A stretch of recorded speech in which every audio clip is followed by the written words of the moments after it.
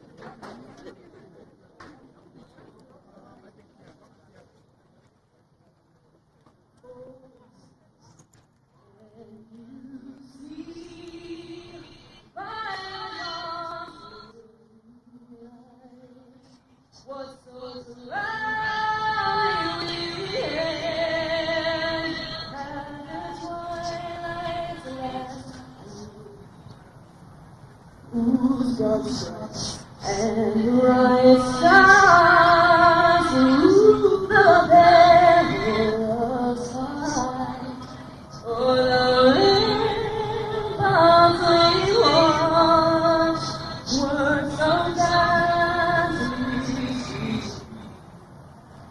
Heavy against the red the monsters singing out, they through the night, men of legends to bear. Oh, sailors and stars-spangled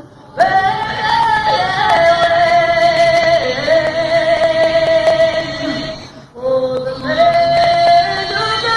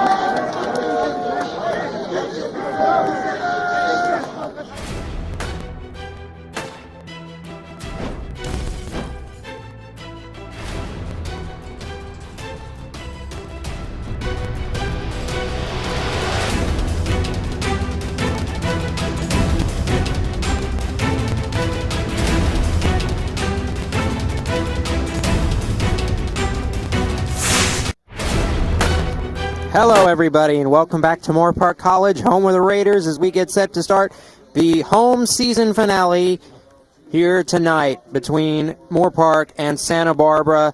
The Raiders again coming in with a 3-4 record, but have won 2 straight. Santa Barbara, on the other hand, opposite script here. They've lost 2 in a row, having leads in both of their second halves of those games and succumbing in the final moments. As we get set here to start this ball game, important note, again, it is sophomore night here for the Raiders, and the cheerleaders also represented as a part of that group. Their sophomores also being honored here tonight. And also there are a lot of members, possibly families, but also recruits for the Raiders in future seasons have come here, as this is one of the biggest games of the year just in terms of the finality of the home season. But it also has a lot of importance, Luke, in the fact that the record, although it stands at a losing margin as we speak now, the Raiders are still undefeated in conference play.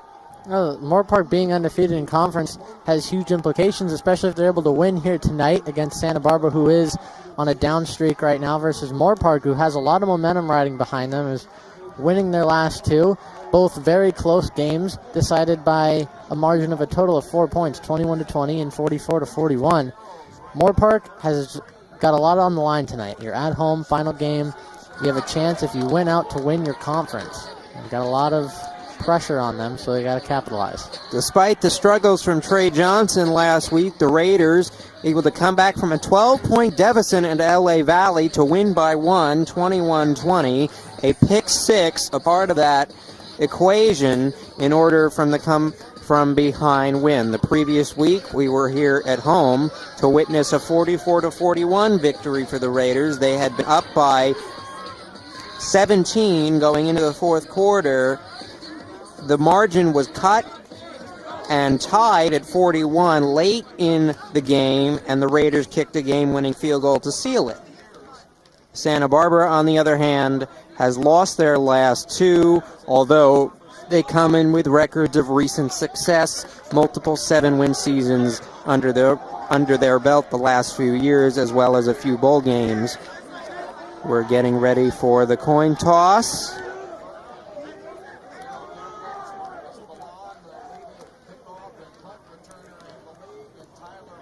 Handshake from the captains.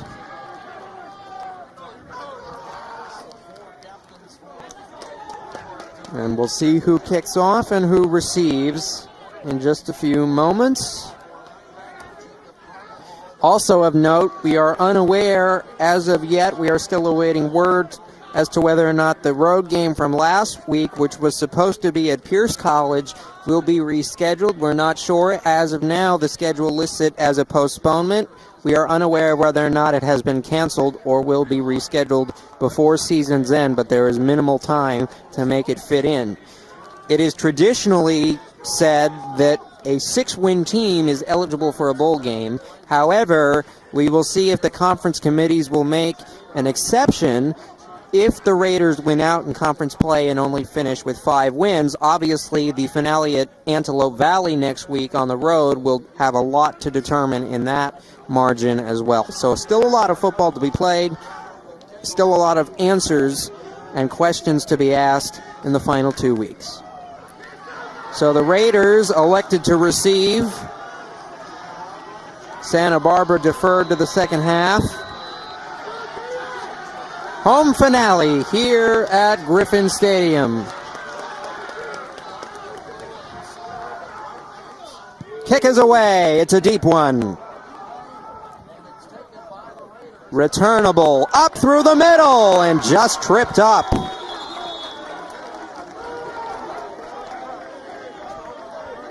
What a great return from Moorpark. We talked, I feel like it's been almost every week, Justin, that we end up calling one of these games. We mentioned the Moorpark special teams return has excelled greatly so far this year. Moorpark has started almost every your average drive at around the 30. That's 5 yards more than a touchback. So those extra yards definitely help, and they've sometimes getting the ball near midfield. But another thing is Santa Barbara definitely is lethal in the special teams as well. It'll be an interesting battle to watch throughout the night. Here comes Trey Johnson. That was a big return to start. Give out to the tight end. William Mazuka, freshman, 6'4". Raiders have not made a bowl game in 6 seasons. 2015, the last time a winning record under now head coach Mike Stewart. He had the interim tag over the last few years. Johnson protected over the middle again. Complete. Theorine Jimenez, his new #1 target over the last few weeks with the reception. We've seen Jimenez just break out onto the scene. It started off in the game we got against Mount San Jacinto, where he really started to shine, and he's shown time and time again throughout the last couple of weeks, putting up 155 on the year. Give to the back. Davis pushing. And we'll get to... Correction, that was Morrison. Sophomore, 5'11", with the carry. Well, now we'll see something Moorpark has done, had a tendency to do throughout the year. We see Youngman now check in at quarterback. Typically they go with sort of an option run look. With him in, they use his legs. They motion Chris Keener out. Run. Couple more yards. It'll be 3rd and medium coming up. Morrison again, the ball carrier. To the 42.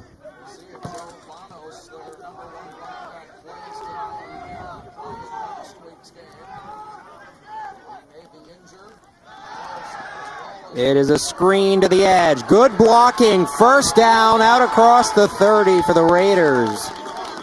And Chris Keener, the wide receiver, a freshman, will pick up the yardage. Great play design there. Just a nice little bubble screen from the running back position. Out to Keener, gets good blocks ahead, fits right in the seam. And so far, Moorpark moving the ball very quickly. A lot of high-tempo offense hurrying up to the line.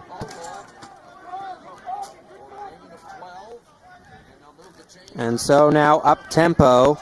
That was Youngman in at QB. He gives to the back, who pushes his way out across the 30 to around the 25-yard line. In terms of head coach Mike Stewart, he was elevated from his interim tag in January of 2016, the 5th head coach in the college's history. Stewart made his name in 2005 as a standout player for the Raiders.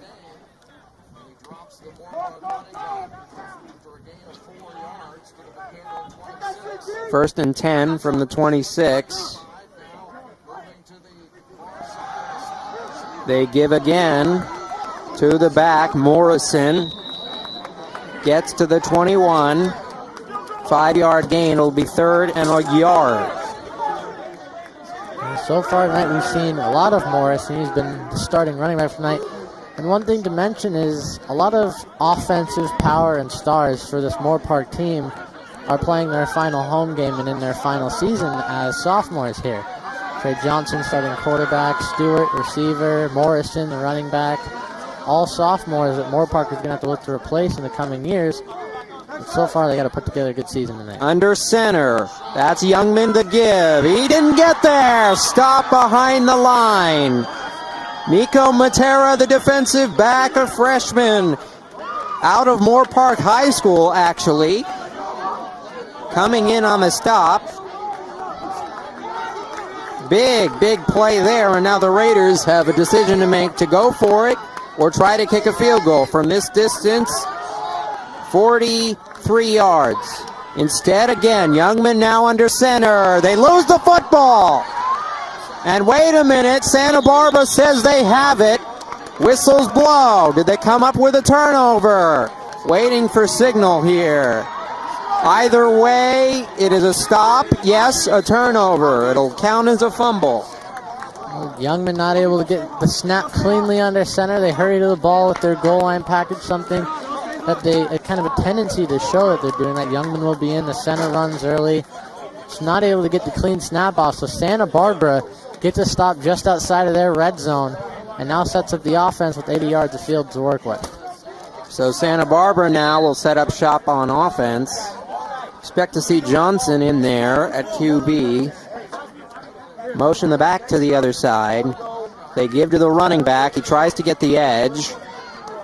will get 4, maybe 5. They will give him 5 from that spot for head coach Craig Moorpark. He is in his 15th season head coach and his 37th year in coaching overall. 13th year at the helm at the time in 2019. Opened things with a 57-6 blowout win over Compton. Tied for the second highest point total in school history. So this school can score. The offense is implemented in the right way. Mickey Norfleet, the running back, takes it to the 31. And Norfleet, lists his second string back so far in the season. He has 52 carries for 269 yards and 3 touchdowns. He's not fumbled once on the year, so a secure back. And a lot of running so far tonight, as we've seen for both teams. Last couple of years have been challenging for Santa Barbara. They lost their top 3 quarterbacks and top running back to injuries. And their only 2 wins in 2018 were 45-0 and 41-0, 2 shutouts over Compton and Santa Monica. Pass is incomplete.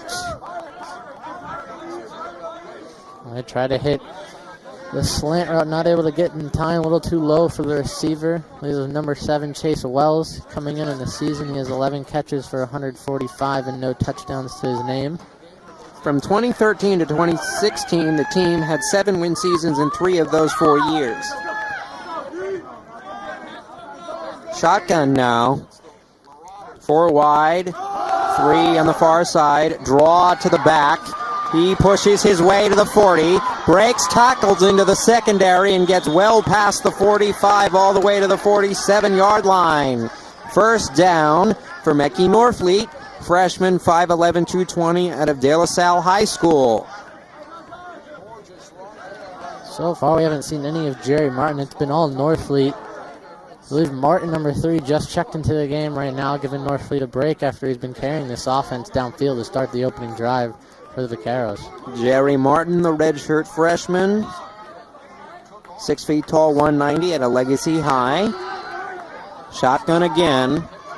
Johnson struggled last week. They haven't really uncorked his arm yet. Instead, they will give to the back and shoved out, a loss of 1.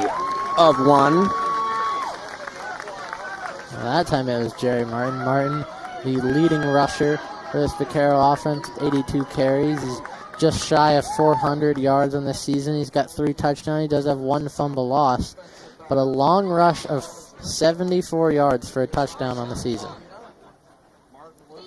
So Martin will lose a yard. It's 2nd and 11 now from the 49-yard line. 8:26 to go in the quarter. No score to start. Johnson will throw it over the middle. It's a little low, but complete to the 47-yard line. 3rd and 4, gain of 6. Now it brings up the first 3rd down for the Santa Barbara offense we've seen on this drive. Interesting to see how Moorpark reacts. Will they send some pressure? We know they haven't been afraid to do that this year. The pass rush specifically for Moorpark has been dominant. They have 27 sacks coming into this game. A methodical drive for the Vaqueros to start. They give to the back up the middle. He's got the first down into the secondary. And if he broke that tackle, it would have been a touchdown. But he gets all the way to the 35.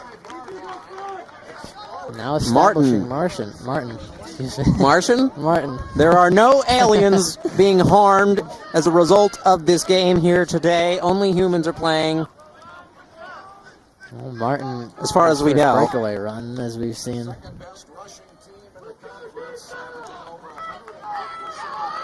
$7:24 to go. No score. First down. Martin to the edge, gets to the 30 and lowers a stiff arm to the oohs and ahs of the sideline. As we've seen, Justin, both teams marching quickly down the field on the ground. A lot more running versus passing. We've seen about 2 passes on the drive for each team, and the rest has been on the ground, and now both have crossed over midfield and are entering inside the 35. Alex Johnson, a redshirt freshman, 6'5", 221 out of Bishop Blanchett High School in Bellevue, Washington. So he is one of the few out-of-state recruits you'll see tonight. Martin, nothing.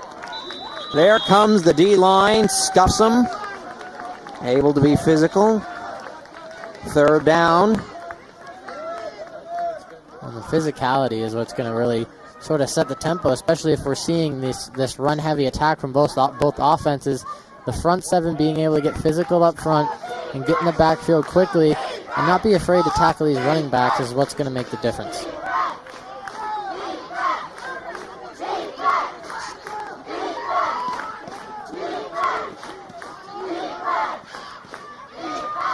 They split one back out. Raiders unafraid to bring pressure. Here they come through the middle. Breaking away. Throwing now. Complete inside the 5. All the way down there to the 5-yard line. A great job by Johnson escaping the pass rush for Moorpark. Peyton Casillas was hot in chase, but able to deliver almost a perfect pass to the open receiver. And now Santa Barbara with a great chance to strike first. Luke Johnson, the man who caught the ball, is coming up a little gimpy.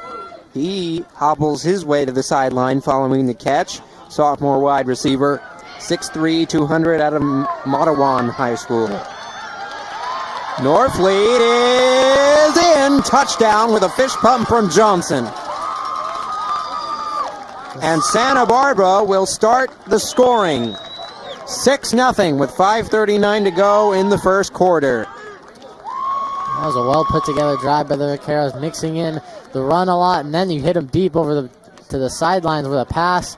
Great job, great play design, and a wide open rushing lane. Van Vliet just walks in, or Norfleet, sorry. Van Vliet. Thinking of basketball. And the kick is good. So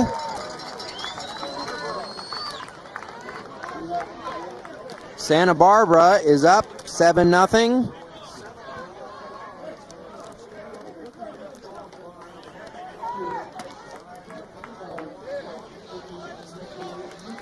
Kicker Jericho John Foster.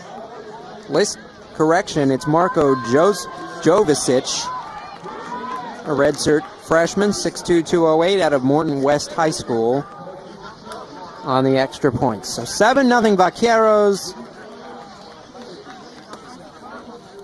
And the Raiders will look to respond. Again, coming off a 2-game win streak with a come-from-behind victory last week against LA Valley, 21-20, a 12-point deficit erased late in the game on the backs of the defense. They give up a score there. Moorpark's going to need something from their offense. They can't stall out just outside of the 20 this time. Ty Montgomery kicks it away. Returnable here. Through the middle, nothing. Shoved down at the 25. Tyree Morrison, also Daniel Pierce back there. One thing to note, early in this quarter, Justin, we've seen a lot more energy coming from the Santa Barbara sidelines after plays, as you mentioned, some oohs and ahs from stiff arms or big hits. Moorpark, especially at home, they need to get the crowd into it. They need to bring a lot more energy to this game. So Johnson now back in the ball game at QB. Empty set here. 4 wide receivers, 2 on each side.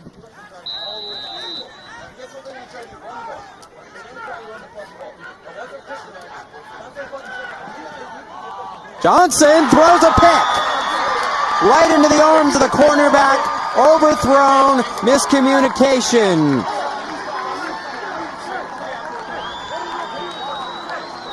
That's Johnson. All the way inside the 25 already with the pick.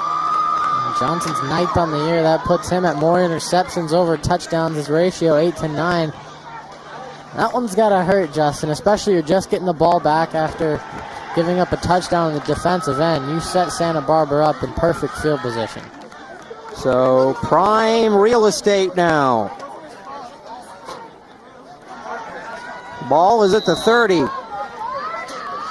Johnson now, he gave to the back for the touchdown earlier, but it was set up by a 17-yard pass. He gives again up the middle through to the 25-yard line. It'll be about 3 yards shy of a first down. Joshua Brown, the ball carrier.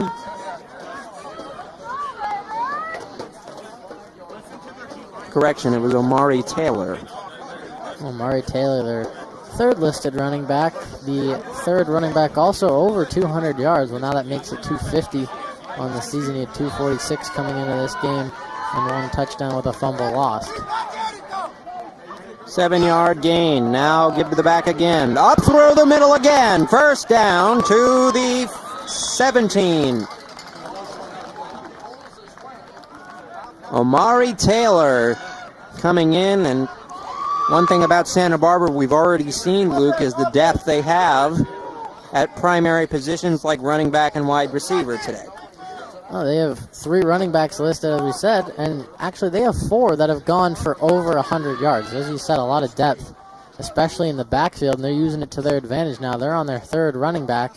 The other 2 still healthy and playing in the game, but rotating out, and they're still marching down the field. Now Johnson will throw. Here comes the blitz. They nearly get home. Throw, caught, and dropped. Just out of the reach. The rush got there just in time. Had to be careful for a possible roughing the passer penalty, but no call. Blitz gets home for the Raiders. Oh, there's some great coverage out in the corner by, I believe, Isaiah Moon. Able to get to the corner in time and force the incompletion. Almost a touchdown. Not able to get the feed in. Johnson will give to the back on the option run. Nowhere to go. The Raiders stiff and then shoved down. Got to be careful of a little excessive force there. Taylor gets nowhere. Daniel Pierce came flying out from the safety position to meet Taylor on the outside. A great job. And now a big 3rd down and long coming up for the Vaquero offense and the Moorpark defense. Both teams need to make a stop here.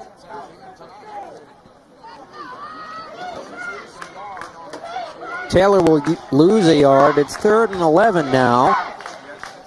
Passing situation for Johnson. Here comes the pressure. Throw. Caught. Touchdown, Vaqueros. Chase Wells, the freshman wide receiver, with the reception. Good play by Johnson, taking a defender in his face and throwing it for a touchdown score toward the pylon. And Wells, his first touchdown reception of the year. A lot of these corner routes getting open for the Vaqueros. That was Devin Harper that time, getting beat to the outside, not able to recover in time. And a very early 2-score lead for Santa Barbara. 13-0. Extra point on the way. Jorge Figueroa will attempt it and make it. 2-score game. Santa Barbara in the lead. Raiders down 2 scores. They need to come up with an answer quickly and limit the turnovers. Again, we came in talking about how Johnson threw 4 picks last week to only 1 touchdown and only threw for 190 yards. Well, he's on a bad streak right now. If you look over, now that is 5 interceptions in the last 2 games for Johnson. He's got to clean up his game through the air, or it's going to hurt Moorpark. As we talked about in the pregame, their defense had a main part in them taking the victory last week, and it's not going to have to fall on the defense again tonight. You're down 2 scores. You need your offense to maintain possession of the ball and not give turnovers at the 30-yard line. Daniel Pierce, Jaquan Martin back deep. Kick is away. It's Pierce angling and smartly letting it go out of bounds. That'll be a penalty. Moorpark's given free field position. Good field position, about the 35, 40-yard line. They'll get it. A chance to restart, kind of calm down, reset the clock for Johnson, and see if he can march his team downfield.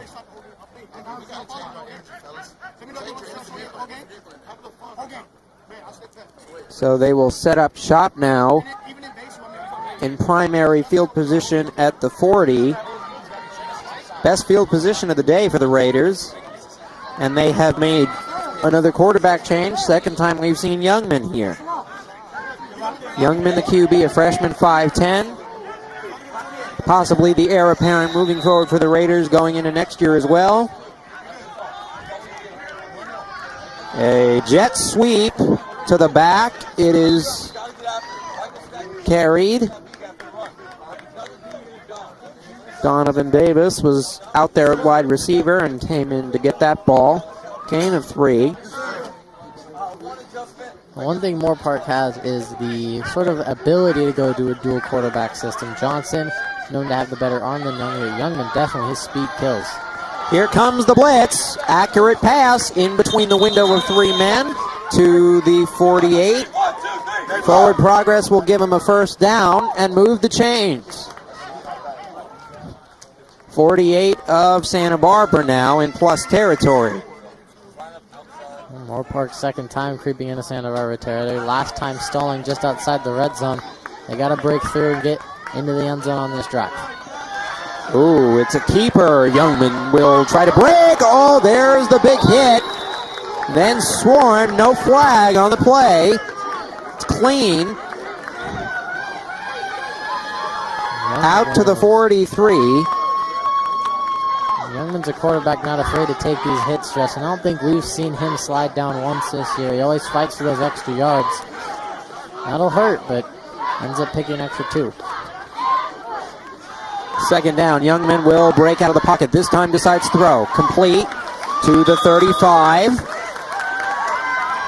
First down, Raiders, and they are marching. Well, at an early glance, Justin, we've seen when Johnson's in, they move a little bit more slowly. But when Youngman's in, the offense has been high tempo, and they've gotten plus territory. Granted, Johnson has the early turnover, so I guess the coaches may be playing this one just by momentum. Here comes Donovan Davis again. Jet sweep up the middle, plugged by the Vaquero D-line. Now pushing his way forward for extra yardage with the help of the offensive line, and the flag comes in late.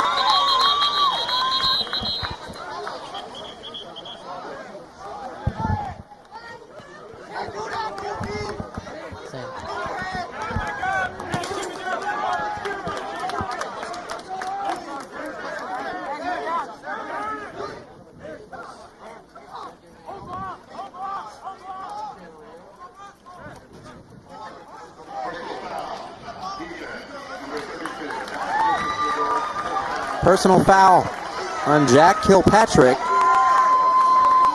The defensive back, a freshman, 5'10", 200 pounds, out of Cathedral Catholic High School in San Diego, will give the Raiders the football inside the 20 and in the red zone. Kilpatrick, one of those superstar players for this defense we mentioned in pregame, leads the team with 4 interceptions. The ball hawk in the secondary. This time it's a jet sweep, flea flicker. He was going to throw, but smartly will run the football now. Theorine Jimenez listed at the tight end there. Smartly went out of bounds. Minute to go in the quarter. 14-0. Vaqueros the lead. 2 scores, but the Raiders are knocking on the door themselves. Gain of 5 now to the 9-yard line. Big drive from Moorpark, big chance to get into this game late in the first quarter. You are down 2 scores. Your defense needs a little bit of a help here. Coming up on 38 seconds, 2nd and 5. Play clock down to 4. They're going to have to snap. They do. Youngman tries to push his way, gets leveled by number 42. Tyler Honey, the linebacker, just laid a big hit. Freshman, 6'2", 230, out of Old Bridge High School, a massive shot. And Santa Barbara unafraid to be physical themselves on that D-line. And Youngman will take it to the end of the quarter, and we'll start the second now with a 3rd down, and a big 3rd down at that, 3rd and 5 from the 9-yard line. We'll see, depending on how this 3rd down goes, if Moorpark ends up cutting it to maybe a 4th down and 1 or 2 if they consider this 4-down territory.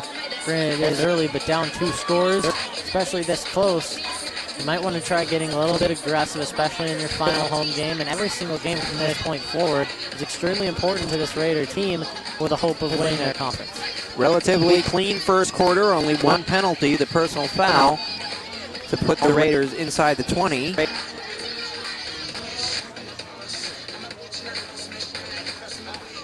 We'll flip positions here, sides of the field. Raiders really need to score to keep this game within striking distance. Seems to be Youngman has provided the spark. Well, that's not the first time, Justin. We've seen through a couple games this year where the offense isn't able to break through the defensive first 10 yards and pick up many yards or a first down, and they put Youngman in. He's able to light a fire into the team. We'll see if they keep Youngman in for the remainder of the game after this drive. They'll switch back to Johnson or flip-flop back and forth.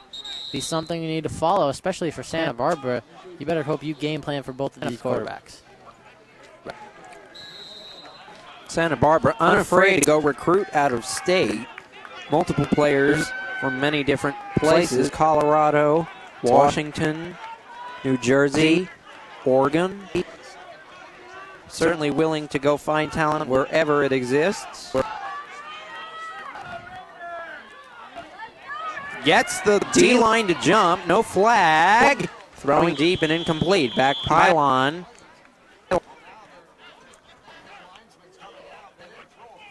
And I believe we got an offsides here. I would imagine the defender was in the neutral zone when the ball. There's the flag. Snapped. Flag is draped at the 10 there. A very late flag at that. Did appear that somebody jumped. And we're waiting for it.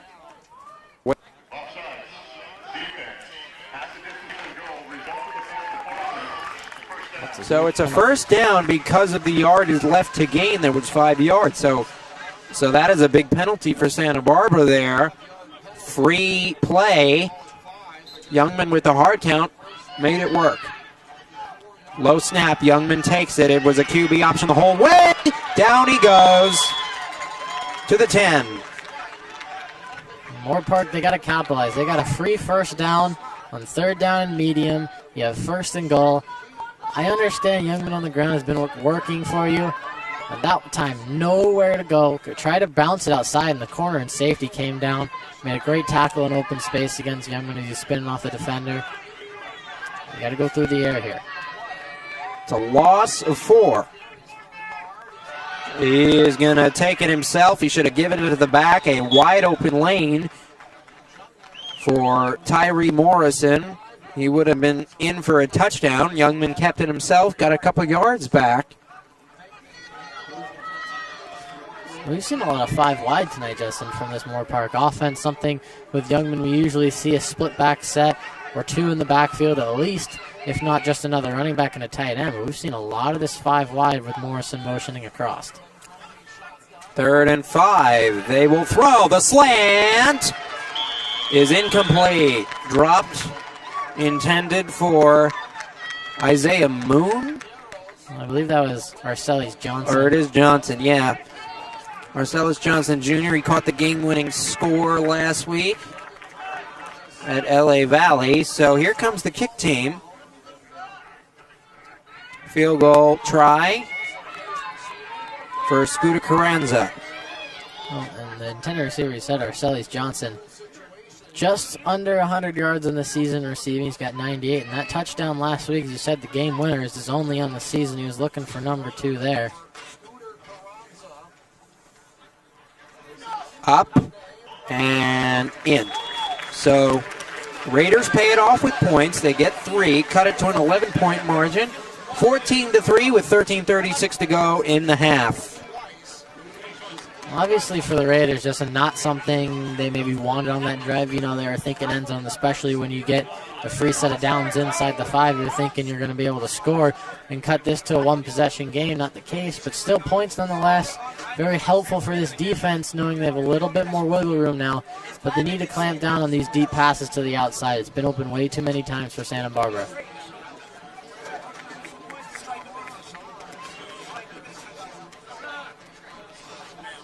So here come the Raiders out for the kickoff. They need a big stop on D here. Give their offense the ball back, cut this margin to either 8 or 6 or 4. A lot of scenarios. A lot of scenarios, but each team has yet to use a timeout, so all timeouts listed. And a little pooch kick. Returned at the 30 with a running start all the way out to the 44-yard line. So the Vaqueros will have good field position. I believe that's sort of a game plan strategy. Definitely hit the film room this week and realized that Santa Barbara's return team is one of the best in the conferences. They had 2 big returns last week. As we mentioned, they had 2 prior in the season before that game. So 4 total touchdown returns is something that you want to avoid. So they marked the ball at the 45 for Johnson. 1 throwing and 1 rushing touchdown for Santa Barbara. This one complete. Breaking it past tacklers to the 40. Pushing. First down. Chase Wells again. The touchdown reception was his as well. Wells has been all over the place here. And as you said, a touchdown earlier. Great pickup of about 15 there. And Santa Barbara's already in plus territory thanks to a good kickoff and a good completion on first down. Past the 50 all the way to the 42-yard line. Jerry Martin in at the running back position.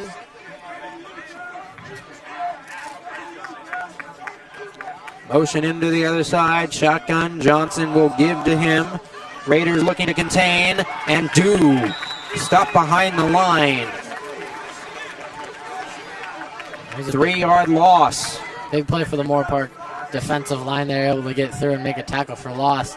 Something that they need to do is keep Santa Barbara behind the sticks, because then you can anticipate that the pass is coming. You can anticipate that they're looking for most likely Wells on the outside on a corner route. 2nd and 12 now from the 44.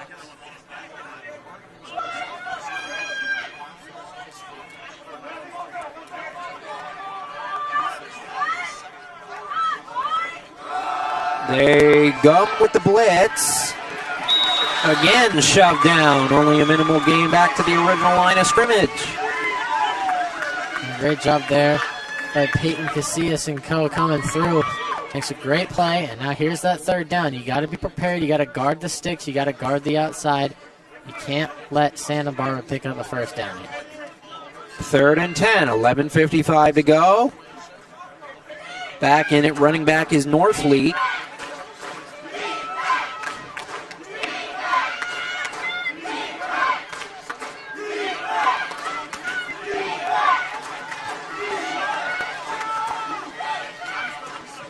They motion the other back out, Marcus Bellin.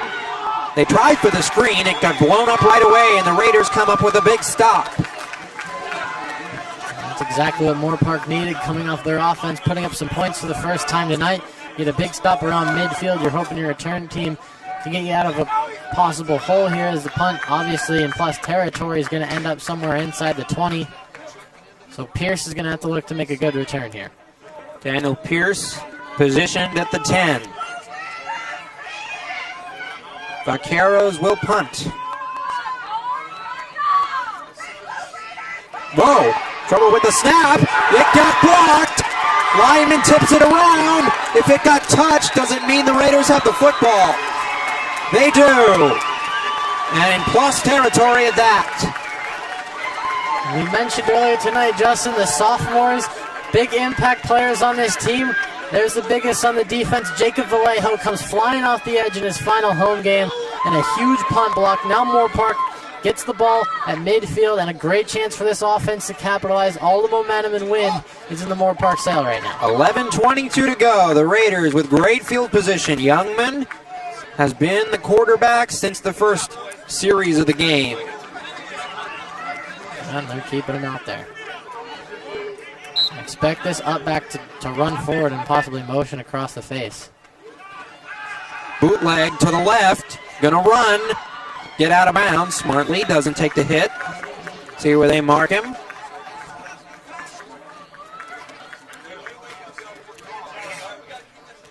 They're going to give him 3, maybe 4.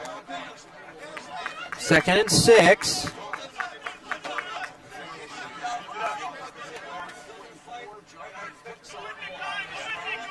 Motion the back, they give. Nothing there. The Vaqueros will, the defensive line will stay firm. Well, now a big 3rd down, Moorpark. After a punt block, you can't give the ball right back and not pick up at least a 1st down. You got 3rd and 6 here. Well, and here comes Johnson. He has the better arm between the two QBs, and you don't want to get one-dimensional if you're the Raiders. That's almost a telltale that you're passing. 5 wide, Johnson in a quarterback. This screams pass, and Santa Barbara is stacking the line of scrimmage. They motion Keener out. Here's an empty set, 5 wide, and whistles. A timeout. A very smart timeout at that. Johnson was going to face 2 unblocked defenders coming in his face as he's trying to find a receiver on a big 3rd down. Moorpark got to go to the drawing board to pick up a 1st down here. And with that timeout, it is the final home game of the season, and we'd like to send an extra special thank you to our sponsors, because this YouTube live stream cannot be brought to them without these sponsors, starting with Meathead Movers, your local student-athlete movers.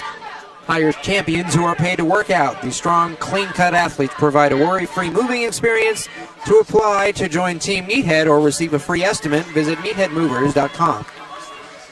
UCLA Health, with neighborhood offices throughout the Conejo and Simi Valleys. The very best in healthcare is now closer to you, Raider fans. UCLA Health wishes all the Moorpark College student athletes and their families the very best for a healthy and successful year. Go Raiders. California State University Channel Islands, CSU Channel Islands is reimagining higher education for a new generation and era. Channel your potential. And we are back now with a 3rd and 6.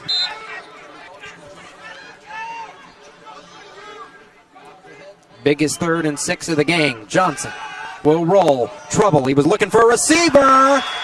And down he came hard on his head and hasn't moved since. That is very concerning for the Raiders. It's an incomplete pass, but the attention now is being paid to a young man on the field.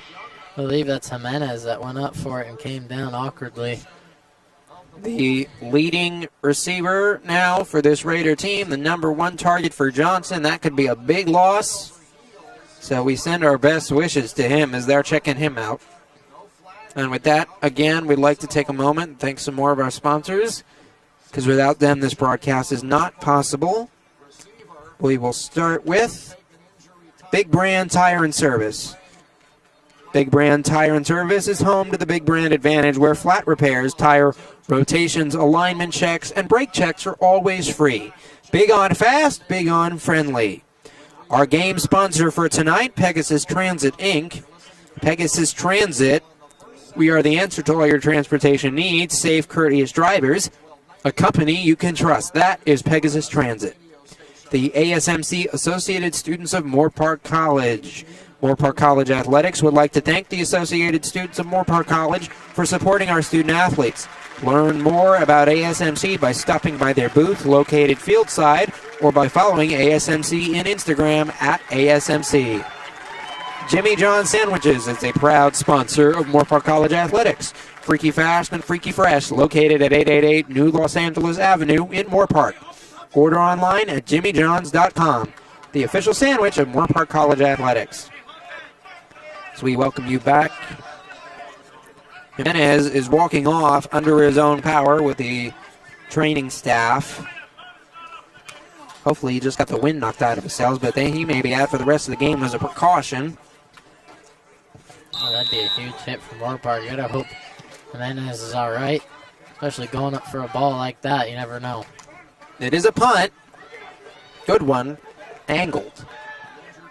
Takes a bounce and downed at the 19.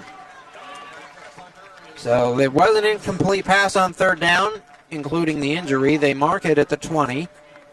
So the Raiders are forced to punt. They come up empty following a block punt and couldn't capitalize on it.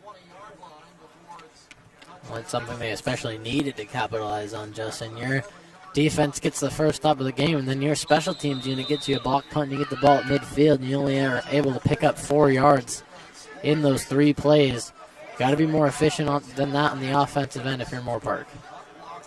So here comes the D. Alex Johnson for Santa Barbara, backing at QB. They give to the back, and no gain. Stopped at the line.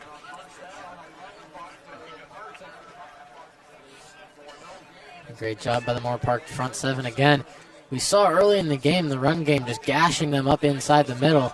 But since then, just in the last 2 drives, we've seen Moorpark's front 7 sort of take back control of the line of scrimmage.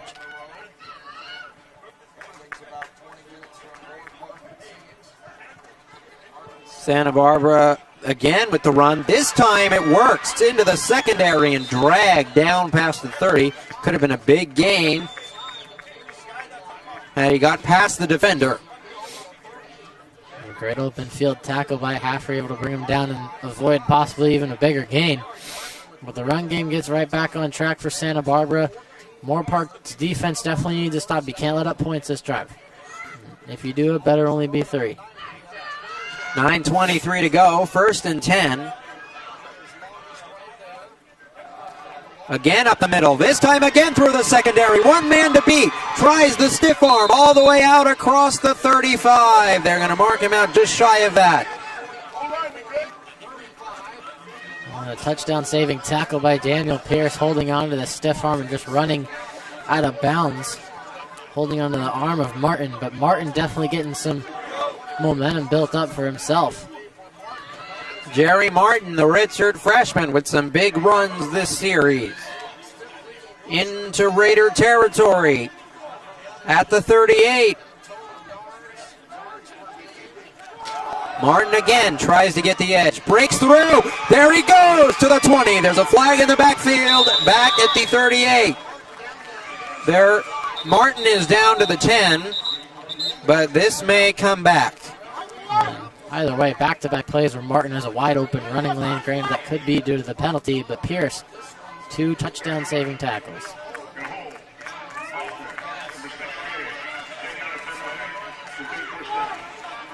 That's a hold on Josiah Roa, the offensive lineman, a freshman, 6'3", 273 out of Davis Senior High School.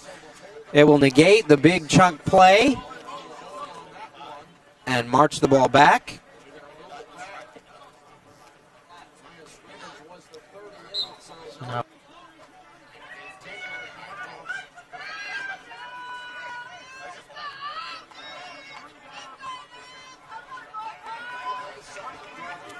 Split back set here, 8:30 to go in the half. Raiders have 2 timeouts. Vaqueros have all 3. There's a screen pass back close to the original line of scrimmage to about the 40. No, big second down. You start 1st down and 20. The screen, a great play design there to pick up a couple, try to get back to make it 2nd down and 10 or manageable. 2nd and 13, definitely closer to that range. 2nd and 14. 7:52 to go. 14-3, Santa Barbara in the lead. Raiders only put 3 in the box. It's a run up the middle, breaking tackles out across the 35. And makes it a more manageable 3rd down. Norfleet on the carry. For Norfleet, who's met in the backfield. I know you said Moorpark only put 3 in the box or on the line of scrimmage, but able to get in the backfield still. Great job by Norfleet, slipping through some tackles and definitely bringing up a 3rd down, and very convertible here for the Vaquero offense. 3rd down and 4.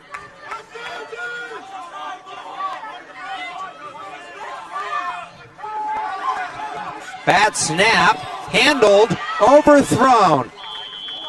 Chase Wells was open on the post route, and he just airmailed it. Rushed it because of the low snap. It also seemed that Wells wasn't necessarily expecting the pass to get there. Wells didn't have his head turned. Granted, looked like he sort of gave up running on the route. Can't do that as a receiver. Possibly could have been able to make the completion, but Moorpark's pass rush, it's a big play, and now decision time for Santa Barbara, and it seems they'll go for it. McKee Norfleet's back in there in the backfield, and it looks like Santa Barbara will go for it on 4th and 5.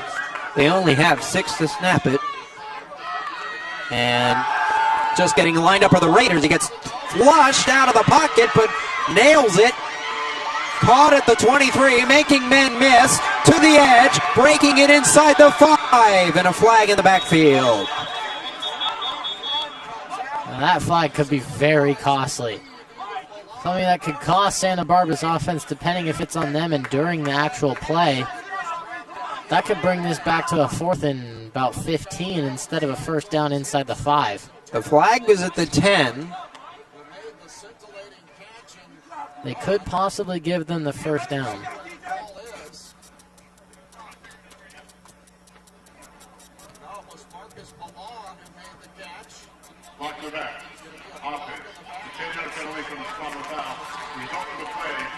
The legal block in the back. Technically still a first down because it came after the line to gain. Moorpark's pass rush is getting there just a second too late. The defensive backs need to tighten up their coverage a little bit. That was Lopez on the outside letting the man get open. But you got to just give your defensive lineman just a half second longer, and that would have been a sack and a turnover on downs. So it is still a first down, though. Ball at the 20. This time they give to the back. Couldn't wrap him up, and now they do. Pursuit stays home.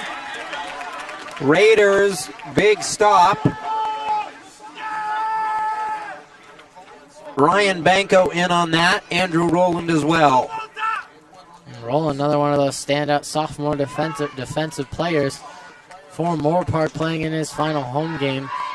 Got to make a big impact tonight if they're hoping to win. 6, 10, and ticking. Rolling out, Johnson gets crushed, throws a pick inside the 5, returned by Michael Lopez to the 20, out across the 30, and the Raiders with a big turnover caused by the pressure.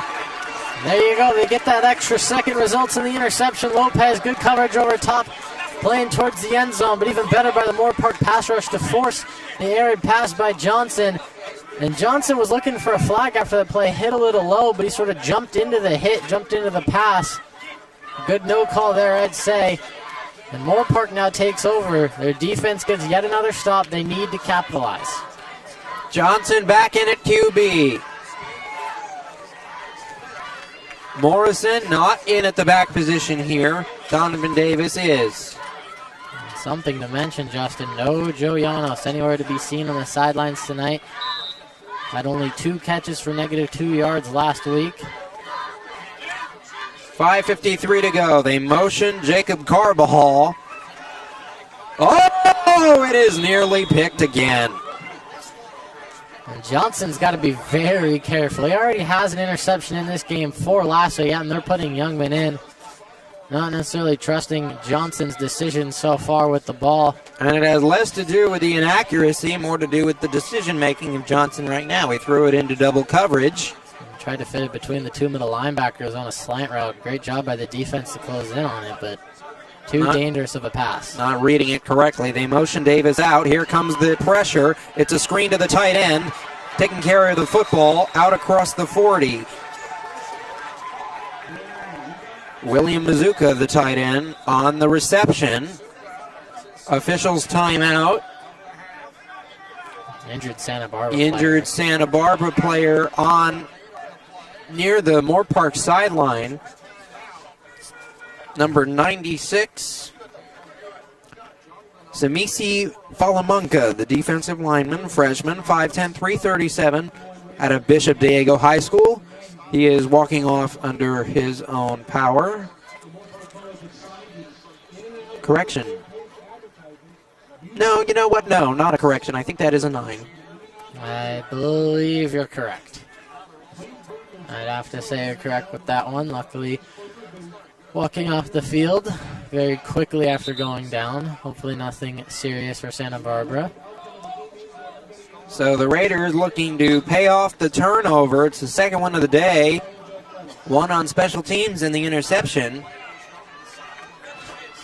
and you got to capitalize. The punt block drive got nowhere. You got to make sure this interception drive gets somewhere.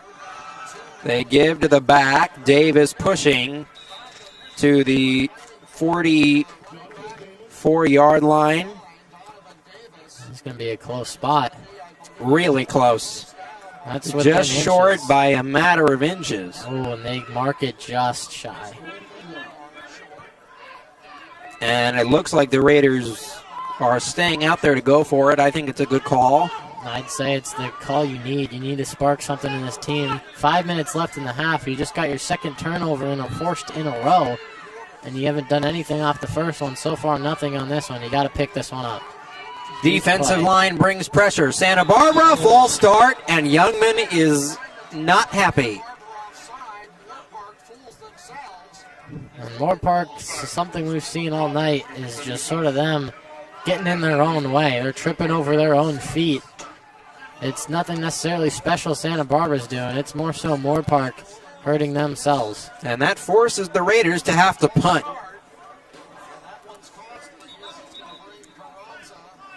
Here comes Scooter Carranza now.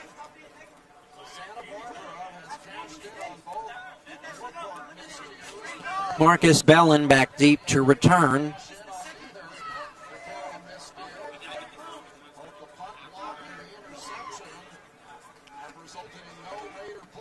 Kick is away. It's a line drive. Takes a great Raider bounce inside the 20 and down inside the 10. Beautiful punt by Carranza to pin Vaqueros deep. Picture perfect for Carranza.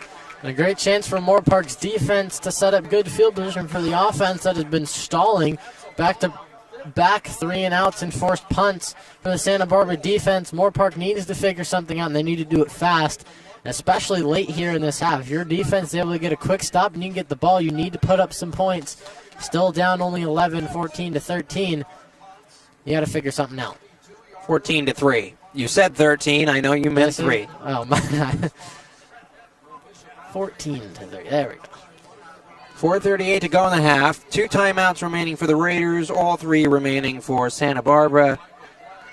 Folks, we'd like to let you know to stay tuned for our halftime interview with Lily Montijo, the HR administrator for Pegasus Transit, your game sponsor tonight. Coming up in about 4.5 minutes of game clock here. Well, 2nd and 8 after the quarterback keeper. Moorpark swarmed it very well.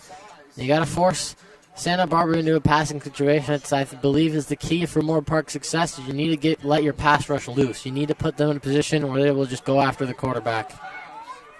4 minutes to go. It's a draw to the back to the edge. Raiders trying to pursue. Too much speed down the sideline, out across the 30 for Jerry Martin. As you said, too much speed. Just beats the Moorpark defenders to the corner. Looked like he was dead to rights in the backfield. Able to make a great play. Moorpark really needs to start not letting Martin get to the outside. He's burning them with their speed, and they've been letting him get the edge. They need to set some sort of contain their outside backers, need to set the edge and force them back inside. 1st and 10 to the 30. Martin again up the middle, this time stopped.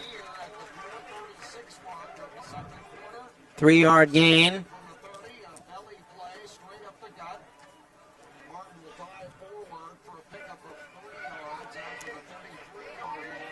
Second and 7, subs come in. And the clock's still ticking, 3 minutes to go in this half. Moorpark, you got to think about when do you start thinking about calling timeouts. It's 2nd and long right now. If you're able to get a stop, possibly force a 3rd and long, is that when the first one will come into play? We'll see. Motion the wide receiver. It's a jet sweep on a pitch. Raiders have it all over the place, but reversing field now, trying to make something happen, staying on his feet, past the line of scrimmage, and somehow Marcus Bellin made something out of nothing there and got a gain out of it. That was an amazing effort by Bellin. He had about 15 yards of a loss. He was wrapped up in the backfield and able to slip through. A great athletic play, shifting through the defense and then stumbling forward, not able to pick up any yards, but get back to the line of scrimmage, and that could prove costly for Moorpark, not being able to bring him down. Martin back in at the running back position. 3rd down and 6 now. 2:15 to go. No timeouts used. Going deep and incomplete. Well covered by Michael Lopez. Lopez had the interception earlier, as you said. Great coverage, staying over the top of the go route. And now a punt, and that stops the clock. So Moorpark gets the ball back around 2 minutes, 2 timeouts. You got to put together something to end this half, going into the locker room, give your team some momentum and something to feel good about. Especially because Santa Barbara will get the football to start the second half. Raiders didn't use any of their timeouts on that series. Kick is away and high enough. Short, however, returned and upended at the 37. Great play on special teams by the Vaqueros. And a dangerous play as well, and the punt almost blocked Moorpark's punt rush. Getting in there very well. A great chance to block another punt. Something you got to watch out for throughout the night if you're Santa Barbara. And now Moorpark, can they finally get something going on offense? Can they get some consistency? I believe Johnson will be starting off this drive. The young man walking away from the huddle. Well, I think they need to take the risk with the passing game. Down 11 here. 1:58 to go. 2 timeouts remaining for the Raiders. Donovan Davis in at the running back spot, but he may not be featured much this series. They motion the back out. Johnson, plenty of protection, going deep. Complete! His best pass of the day. Alexander Jones, 6'5" receiver. Beat him over the top, and they're in plus territory. A great athletic play for Jones, going up and getting that pass. Just sort of waltzes by the defender at the end of the play. Up tempo, now outside the numbers, conserving clock to the 32. Jones again. 1:41 to go. Jones in the season, 208 yards and a touchdown with 15 catches, adding to those numbers and helping Moorpark get their first couple pair of first downs. 1:36. Clock is ticking. Here comes the pressure over the middle and way high, incomplete. Intended for Jones again. They've targeted him 3 times in a row, and the Vaqueros had it well scouted. Barry Buxton in on the coverage. They had 3 men now on him. A big 3rd down. Johnson's got to make a good decision here. You just need it to get to the open receiver. You don't need a big shot. You don't need the home run ball. You just need 4 or 5 yards, pick up a first down, and keep the drive alive. Johnson, time. Somehow finding a receiver to the 10, in between 2 defenders. Carbajal. Carbajal, the leading receiver, 318 yards, 3 touchdowns, 16 catches. Emerged early in the season, especially in the first win of the year against Santa Ana, hoisting 2 touchdowns in that game. And Johnson with a little bit of a risky decision, but it pays off big time. 1:11 to go. Plenty of time now in the red zone. They give to a back here. Davis tries to push. He'll get to the 6. Maybe a pickup of 4. Now a minute to go. Maybe a timeout situation. They're letting it tick. 55. We're under a minute. A gain of 3. And the Raiders definitely trying to make this the final drive of the half, and I think a very smart decision with how explosive Jerry Martin has been on the last couple offensive drives for Santa Barbara. Willing to bleed some clock here. Time management key. Johnson in the shotgun. Here comes the blitz. Throw. Pylon. Ball. Touchdown Raiders. And they close it now to 5. And that, you know, you got to give credit to Johnson right there. He throws an interception, 2 interceptions in between 2 men earlier in this game. He comes in later this series after they made a QB change and shows his old self, really, and just leads the team down the field for a touchdown score to end the half. I think that's the most efficient and best play and some of the best throws we've seen from Johnson all season. I mean, he looked like a completely different quarterback out there as compared to the last couple of possessions he's had in this game, as you said.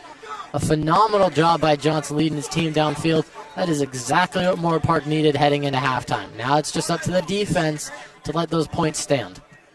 Kick is good.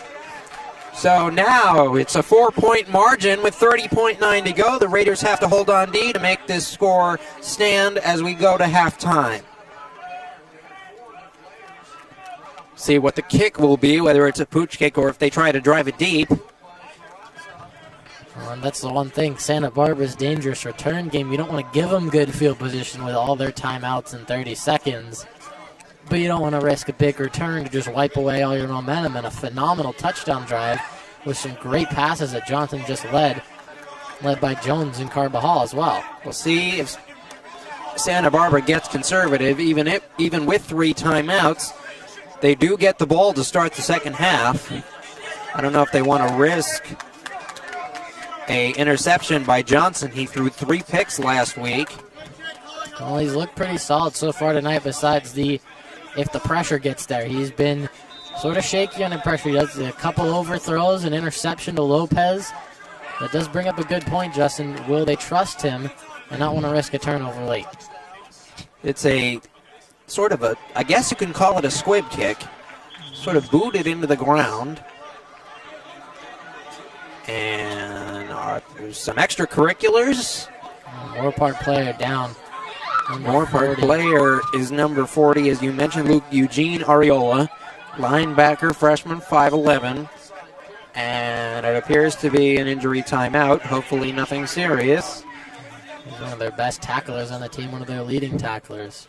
26.2 to go, and while we have a minute, let's thank some more of our sponsors, because again, without them, this broadcast not possible. Starting with Fairfield Inn and Suites in Moorpark in Ventura County. The new Fairfield Inn Suites is now open, located at 14350 White Sage Road in Moorpark, the official hotel of Moorpark College Athletics. Ask for the special athletic rate. For further information, call 805-327-2000. That's 805-327-2000. Go Raiders. Jan's Marketplace. Best wishes for a successful season. Jan's Marketplace is proud to sponsor Moorpark College Athletics. Visit us on Facebook or at jansmarketplace.com for upcoming events and money. And we're back now with 26.2 to go.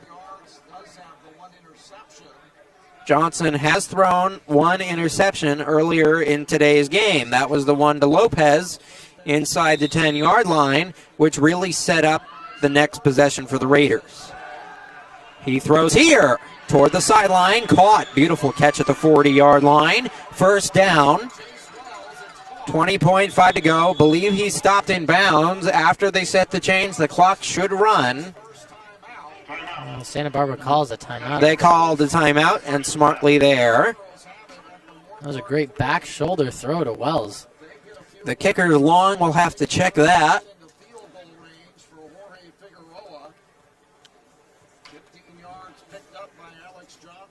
That'll be big stakes if possibly Santa Barbara can end up getting a field goal to make it a touchdown point game instead of a touchdown would give Moorpark the eventual lead in this one. Kicker's long is 46. So he's got a leg on him, Jorge Figueroa. And now, so they need about 10 more yards to get into his range. He's 8 of 10 on the year. A solid 80% for a kicker, something definitely reliable. And sideline and out of bounds. Good coverage there. Andrew Rowland. 16.8 to go. 2nd and 10. Again, stay tuned for our halftime interview with a Pegasus Transit representative, your game sponsor tonight. Just a few minutes. With 16.8. Moorpark's defense definitely needs to make a big stand here. It'd be a statement going into the locker room to have, I believe, 3 possessions straight of no points allowed against the Santa Barbara offense. And the throw, caught! Turning just in the nick of time, the receiver. They're inside field goal range now at the 34-yard line. Correction, the 24. There's a holding. Peyton Casillas came off the end. Yes, I saw it as well. I saw it as well, and I was wondering if they were gonna throw it. It was a very nonchalant throw.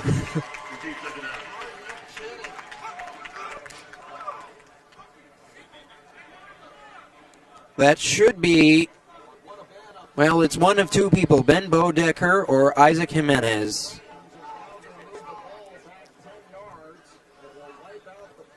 Oh, correction. Of course, they're on offense, so it should be Anthony Hastings. They pretty much just took Peyton Casillas' momentum and threw him to the ground and laid it on top of him. An easy call for an official in that situation. So big penalty, and now the Raiders only rush 3. It gets home, and is it caught? And no, and to big protest from Marcus Bellin over there. He thought he caught it. Officials say otherwise. 7.3 to go. He really wanted that because it would have put him right back inside field goal range. Johnson's got to be very careful here, Justin.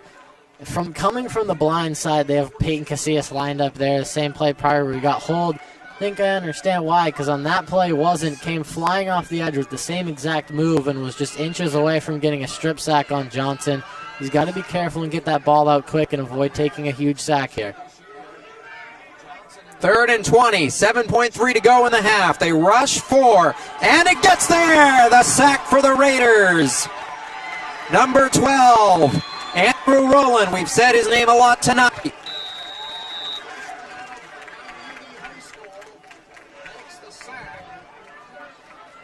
Big, big, big play, and that will end the half. The Raiders go into the locker room only down 4, 14-10. Important note, Santa Barbara comes up with the second half kickoff. Stay tuned for a halftime interview with the Pegasus Transit representative, everyone.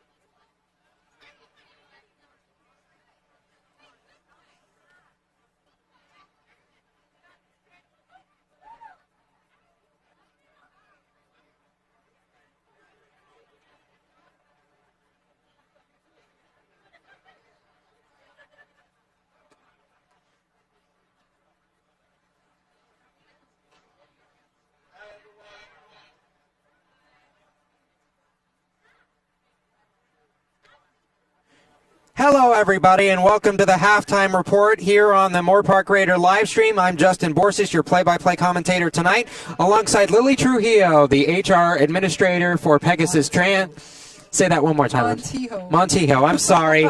Yes, we've been going over this for multiple days.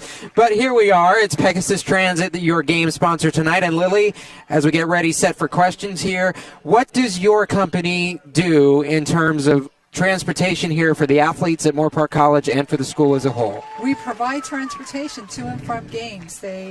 We pick them up, we take them, we give them a great experience, and we're part of the team the whole way.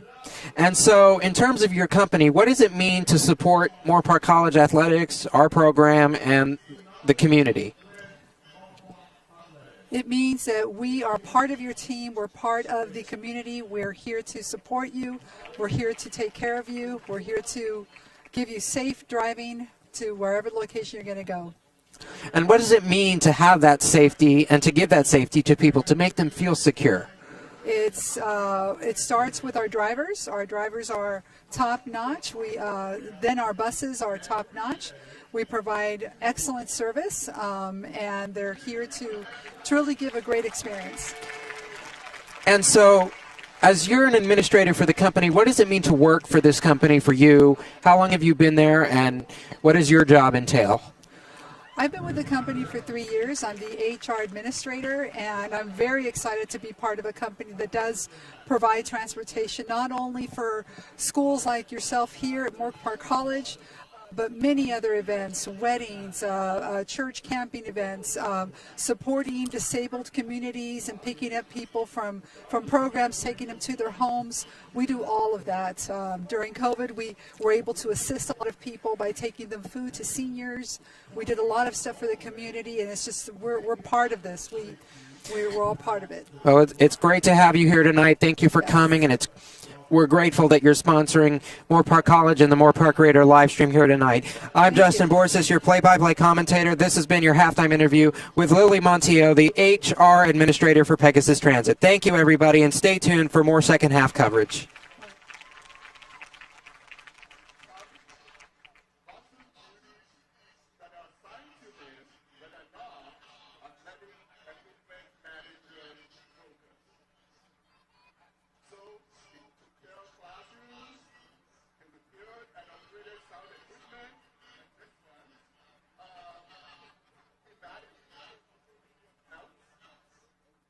And if you ever think to be one of our average fans,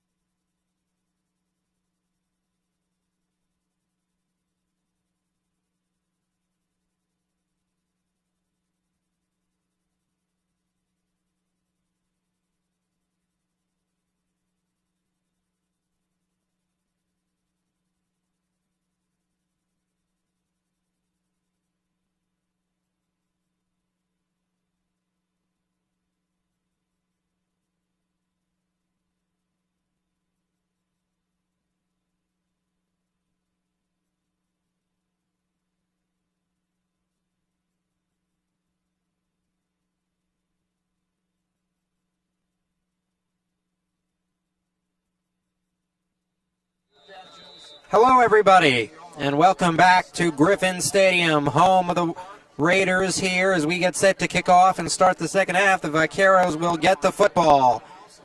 Kick is away, returned at the 20. To the edge, and knocked out. Got to be careful of a late hit there. Of note, 7 of 14 for Johnson, 105 yards at the half, 1 interception.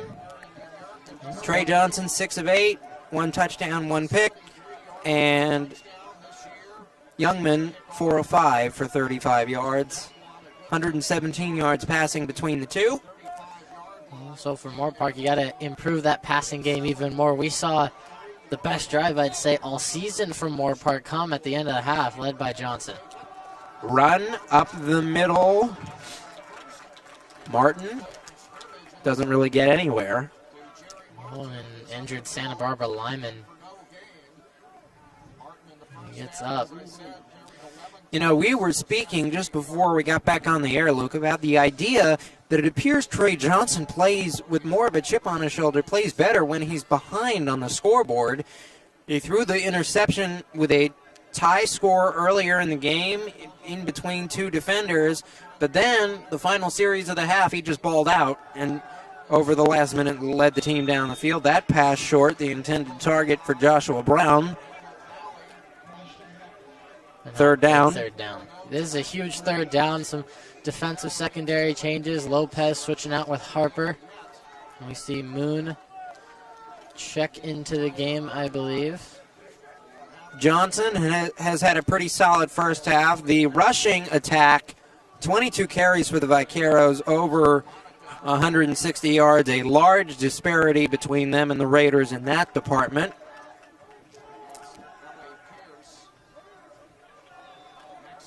Big deal for Moorpark is in this second half is to find that fire and the consistency of your defense and offense on those final few possessions heading into this half. Whistles blow. Timeout Santa Barbara. They didn't like what they had on offense there. They take their first of the half already with 14-14 correction there to go in the third. While we have a minute, let's thank some more of our sponsors, because without them, this broadcast is not possible. The final home broadcast of the year. Still awaiting word as to whether we will have a road game next week where we will cover it. We will start with the East Coast Pizza Company. The East Coast Pizza Company is proud to support Moorpark College Athletics, serving authentic East Coast pizza daily. Located in the Real Cinema Plaza F on Topo Canyon Road at Simi Valley. Offering dine-in, takeout, delivery, and catering, the official pizza of Moorpark College Athletics. We are back here with the biggest third down of the game. The Raiders scored on their final possession of the half to cut it to 4, and now a third down and long for Santa Barbara. Johnson, play action, pocket collapses, and down he goes back at the 25. Big sack. And a big play. Moorpark's defensive line comes through clutch. Big third down, opening the half, Justin. As you mentioned a lot of times in the first half, how big it was that Santa Barbara would be getting the opening second half kick. Moorpark's the defense answers in the best way possible. 4th and long, and now we're going to get the ball in hopefully good field position with Daniel Pierce back to return. Whistles again.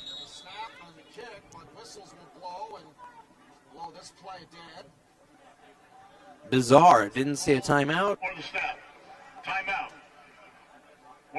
Raiders call it this time. Interesting. So one team has spent a timeout within a minute and a half. So while we have that stoppage, let's thank the final sponsors here on the last home game of the season. We're going to start with Corner Bakery Cafe. Corner Bakery Cafe, which started out as a bread bakery in downtown Chicago in 1991 and gradually evolved into a fast casual cafe serving sandwiches, panini, soup, salads, breakfast, and desserts. The popular restaurant, located in the Simi Town Center, is proud to support Moorpark College Athletics, serving breakfast, lunch, dinner, and catering. Stonefire Grill. Celebrate the season with Stonefire Grill and enjoy freshly prepared, delicious meals. Dine-in, take-out, delivery, catering. A proud sponsor of Moorpark College Athletics, located in Thousand Oaks. StonefireGrill.com. We're getting set now for the punt. Well, Moorpark rotated. One of their players would have been up on the line to block the punt back deep to double it along with Pierce. So now 2 returners back at the 34-yard line. And a kick is short. Returned by the Raiders, surprisingly there. Upended at the 40, but the return by Isaiah Moon, he just picked it up and decided to go for the races there. It worked out in the Raiders' favor. They get in plus territory. Well, it was a bold decision by Moon. He was surprised to see the ball so close. He saw it, looked up ahead, saw a bunch of green grass. Good decision to pick it up and pick up about 10 yards from where the ball initially landed, 10, 15 yards. And now we'll see if Johnson can continue the momentum that he had. Running back we haven't called today. Jamar McFarland is in there. And play action slant complete over the middle, dropped at the end. Did he have control? I would say yes. The officials agree. Well, some are waving it off. And another one step to the 25. So what is it? Well, one's going to come in and say it's incomplete. They're talking. It's placed at the 25. They're still conferring. Moorpark's trying to hurry and get the snap off. Well, they can't review it. There's no benefit of replay here at the junior college level. Davis. Nowhere, maybe a yard. Johnson delivered a good pass to start.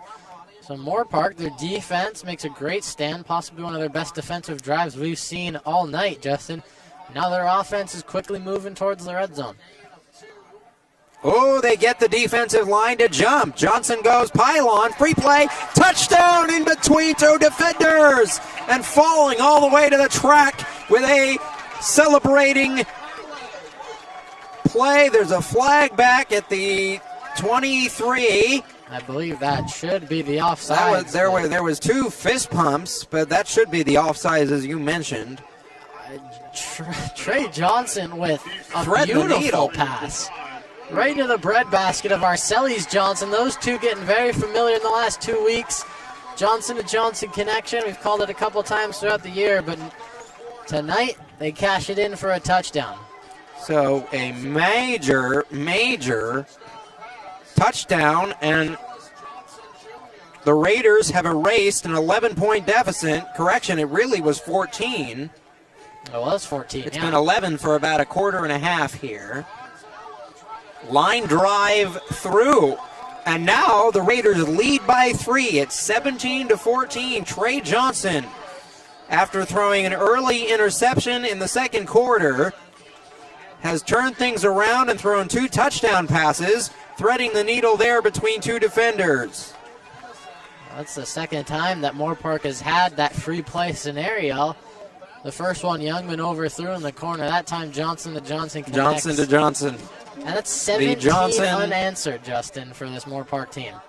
The Johnson, they are not twins, but I guess a brother from another mother will score it. 12:47, a 3-point lead for the Raiders. And all of a sudden, they have all the momentum. Remember, we came into this game talking about how Santa Barbara had the lead in their last 2 contests in the second half and fell, ultimately losing back-to-back. Big, deep kick, muffed, and fallen on, and smartly fallen on at the 15 by Bonds.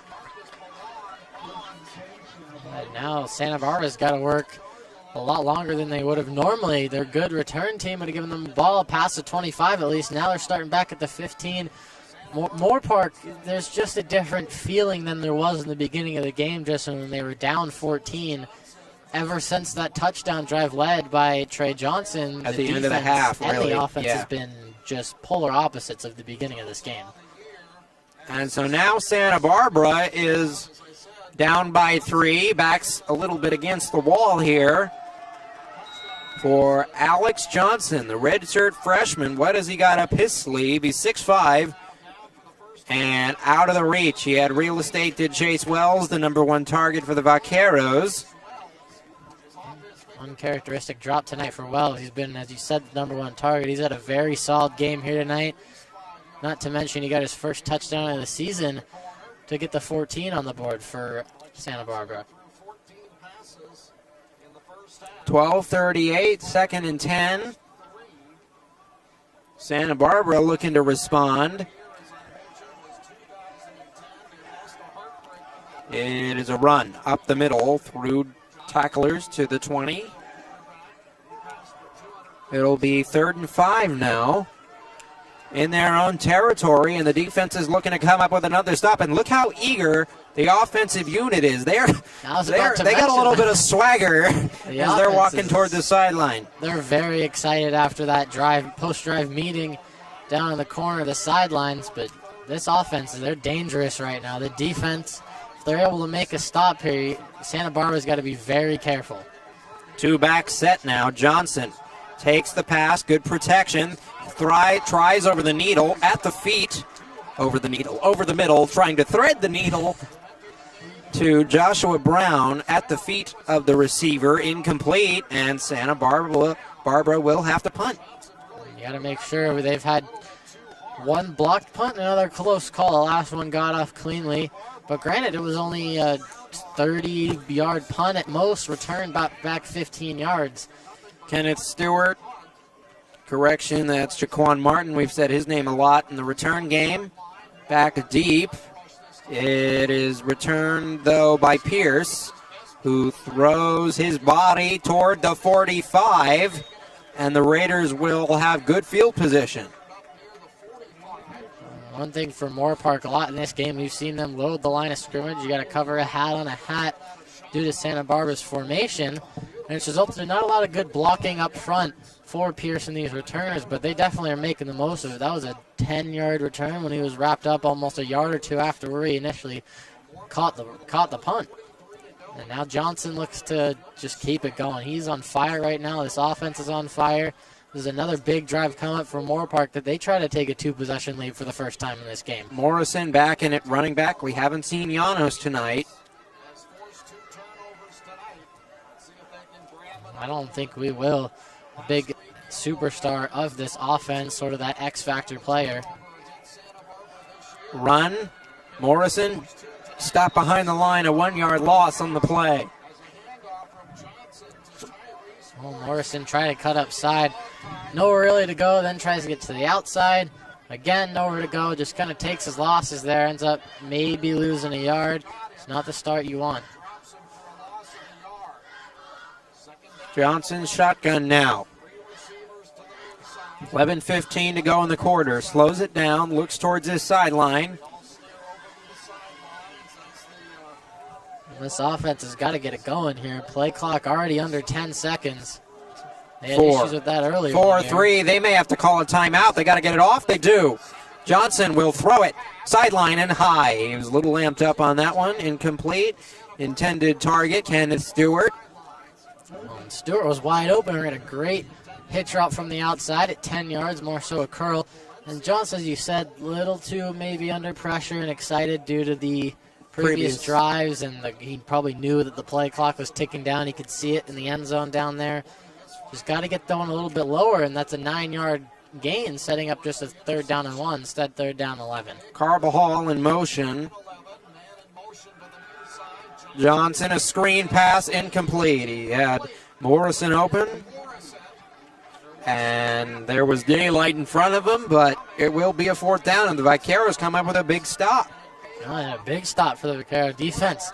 They do get a little bailed out by the overthrow of Johnson that would have resulted in a 1st down, but overall it made a great play on 1st down to drop Morrison for a loss of 1, and then a good job covering the screen, putting pressure on Johnson, forcing the inaccurate pass.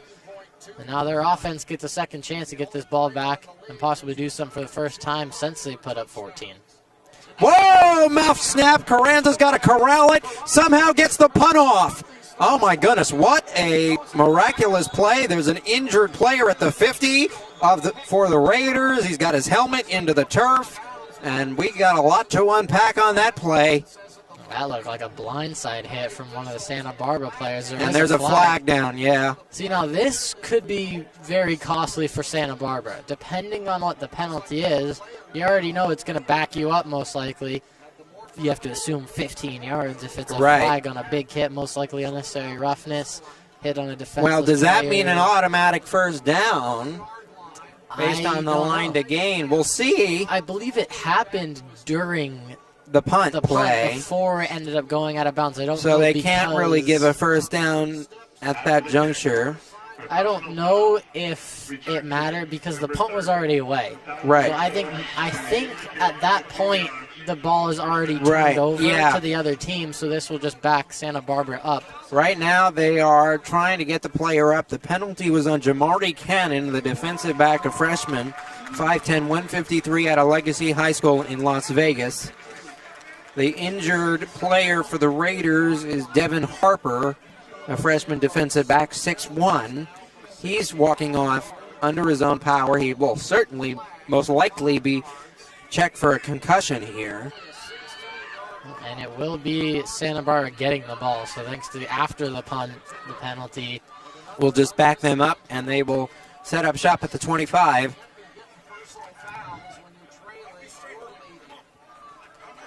And I do believe if there was a penalty on the punter, it would have been a first down. Yeah, unless if it's roughing the kicker. Yeah, depending on the yardage. Through the middle, tripped up.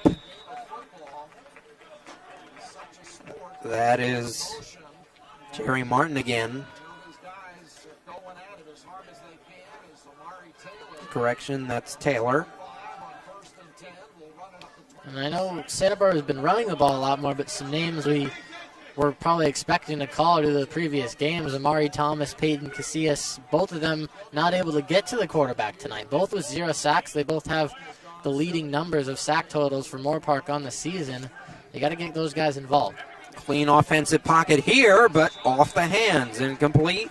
Good coverage by the secondary. Third down. 9:58 to go in the third. Another big third down. This is dangerous for Santa Barbara. You don't want to have, I believe if I'm correct, Justin, correct me if I'm wrong, the third straight 3-and-out facing that Santa Barbara is possibly facing here. Because to end the half, they had one. Also, so 3rd and 7. 9:58. 3-point edge for the Raiders. 5 to snap. 4, 3. They get it away. Raiders rush 3. Clean pocket again. This time complete past the sticks. They marked him out of bounds. The referee came in saying he didn't get his feet in. It was Norfleet, but I believe, as you mentioned, Luke, that it is incomplete. Wow.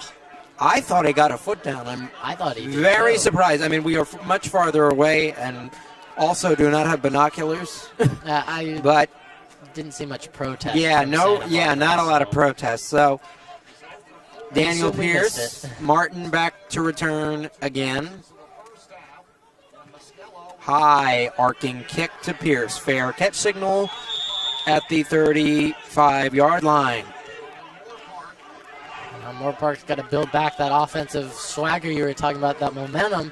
After a 3-and-out on their last drive, they got to get something going, keep the momentum going. You want to take a 2-possession lead, especially with your defense playing how well it is right now. This is the perfect opportunity to build a lead and give your defense some cushion heading into the fourth quarter. Here comes Trey Johnson. 3-and-out on the last series. Big stop for Santa Barbara. Defense holds. It's still a 3-point game. 17-14. Raiders have taken the lead. 9:45 to go in the third. Carbajal in motion. Clean pocket. Johnson will float it complete. Tight roping the sideline. We'll see where they mark him out. Justin Ogley. We'll get him past midfield. As you said, that was another phenomenal pass from Johnson. As you said, floating it in there. Right over the defender's head. A great corner route run by Ogley. I was wondering if that was going to be picked, and all of a sudden it just kept rising and floated over the defender's head. I thought the same. The defender was in a good position, but Johnson put just enough finesse on that ball to get it complete. Johnson again, this time a halfback draw up the middle. Through goes Davis, tripped up just before the marker. Gain of about 8.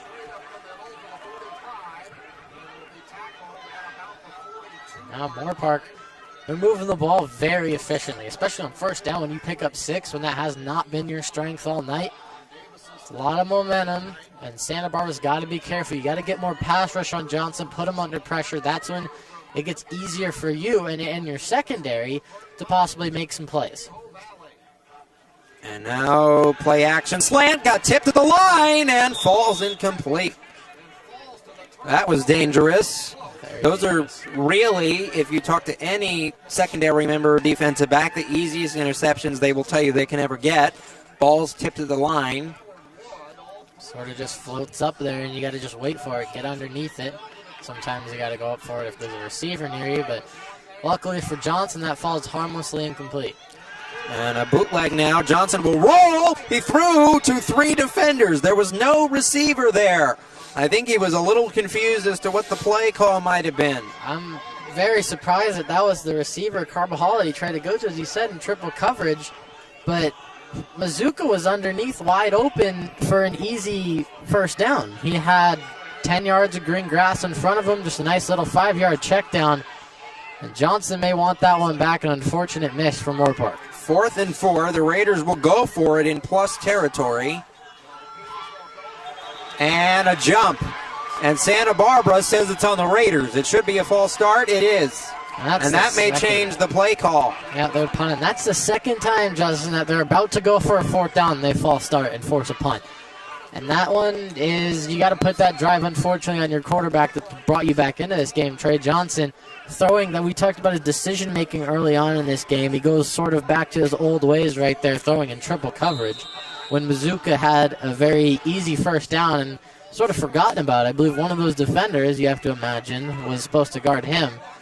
But now a punt, and the defense has just got to stay strong for Moorpark. And for Santa Barbara, you got to figure something out. Your defense is playing phenomenally as well. Ooh, it's a very low kick. A player loses a helmet. It's fair caught. There is a flag at the line of scrimmage, right, thrown right off the start of the play. I believe they're calling it on Moorpark.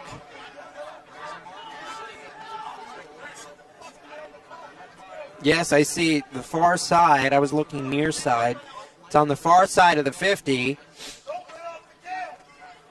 See if they re-kick or if the penalty, if it is on the Raiders, if it's just declined. Right now for Moorpark, you got to be a little frustrated, I'd say. You are,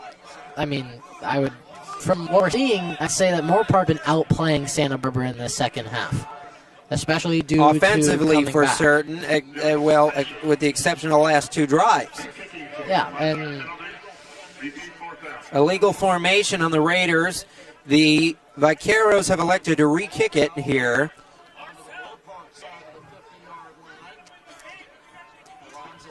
Marcus Bellin is back deep.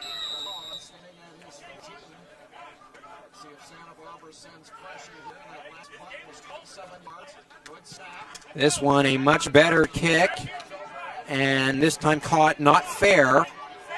And good kick coverage there, but another flag thrown 20 yards all the way to the 20, correction, the 33. That was a perfect Threw it spiral. 15 yards. He's got a hose for an arm there. That one was flung.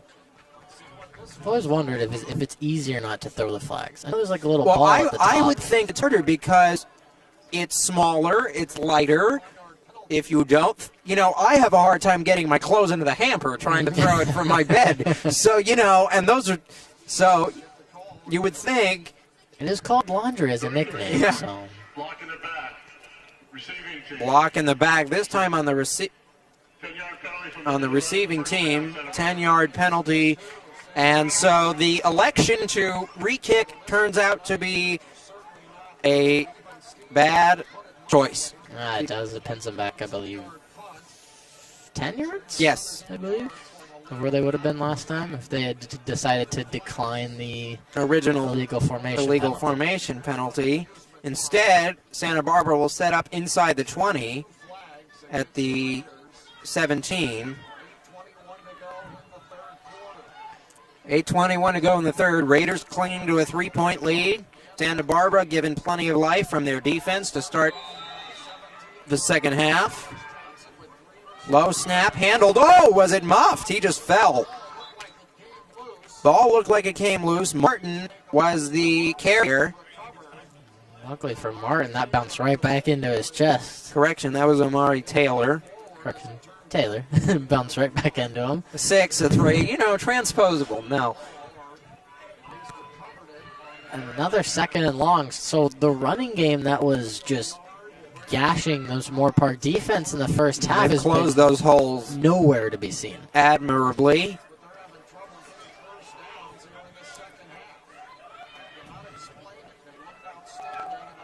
Plug the hole again. Taylor goes nowhere. On the stop again. Brendan Bodner, defensive lineman, the sophomore, 6'2". And now this is another situation where they could face another 3-and-out, Justin. So the first couple series was lighting up the scoreboard, and we're back to a defensive run game here. 3rd and 9 for Alex Johnson. 1 touchdown, 1 pick today. Johnson, snap. Here comes the blitz. Fires away. Complete to the 40 to Brown. And there's the first down for Santa Barbara in the entire half. And that's a big one, possibly a big momentum shifter as Moorpark's defense gives up, I believe that was 20 yards on the reception, and that's going to kill them. That's something that they can't have happen. So now that opens up the run game once again and a fresh set of downs. And now here comes the pressure again. Got it away. And just off the hands, it could have been a touchdown. Incomplete for the receiver, the intended target, Quincy Sherman. There are 2 flags in the backfield. Or maybe not. Correction, that may have been number 82. Yeah, Xavier Boots. Bonds, correction, sorry about that. No. But there is a roughing the passer. I believe so, roughing Penalty. the passer. Automatic first down. 6:25. Another big penalty for Moorpark. We haven't seen the clean hat. Well, we talked about the lack of penalties in the first half. It was relatively clean, and all of a sudden we're seeing the flags fly. That's going to hurt Moorpark. Can't give up 3 yards. Their defense is playing phenomenally. Here comes the blitz. Complete. One-on-one coverage. Chase Wells all the way to the 20. Once again, the outside, it was the same play. They just flipped it and ran it with Wells. And the corner or safety are just not on the same page, and they're letting them be wide open outside the hash marks, outside the numbers. And Moorpark's got to figure this out fast. This is the best drive Santa Barbara has put together in this half. Well, that also lends itself, when you talk about the blitz, you're leaving vulnerable one-on-ones. This time it's a run up the middle, nowhere to go for the running back. Maybe they get a few. Credit to the offensive line for the extra yards. Santa Barbara right now, they need to, I agree with running it. They need to establish that run game again. Get it opened up again. The pass game is what's brought you down here. But you know your strength is running the football. You average 157 per game. You have over 1,000 on the season, combined between your 3 to 4 good starting running backs. This time play action, screen to the opposite side, complete, and good open field tackle for the Raiders. Well, that's a huge open field tackle. It's now going to force a 3rd down and long. I would expect pressure. You got to watch out for Peyton Casillas, number 31, towards the Moorpark sidelines. He's going to be coming hard at the quarterback this play. Jacob Vallejo on the stop, 3rd and 6, 4:53 to go in the third, 17-14. Santa Barbara in field goal range. 8 to snap. 5. And they get it away. Johnson toward the end zone. And incomplete. Out of bounds. Didn't come. He had a step on him, but couldn't. Ran a nice double move on Lopez. 4th down, and now smartly the Vaqueros will come out with the field goal team. From this spot, it is a 33-yard attempt. And the fans trying to get into it, the home field advantage. Looking to give Moorpark that advantage, something we've seen occasionally throughout tonight. High snap, kick up. Weird angle, but it is good, and the Vaqueros tie it up. 17-17, a greatly played ball game from both these clubs. Raiders bending but not breaking on defense, holding Santa Barbara to a field goal. That's a big defensive stand, as you said, bending but not breaking. They let Santa Barbara drive down what seemed very easily, just sort of especially the penalties. I believe they had 25 penalty yards on that drive between the roughing the passer, and now it sets up a situation where Moorpark needs to find that consistency once again on offense that they haven't had. So both these teams, got to give them both credit for the fight they've shown, battling through miscues, injuries, and penalties. Even score, 17-17, 4:24 to go in the third quarter.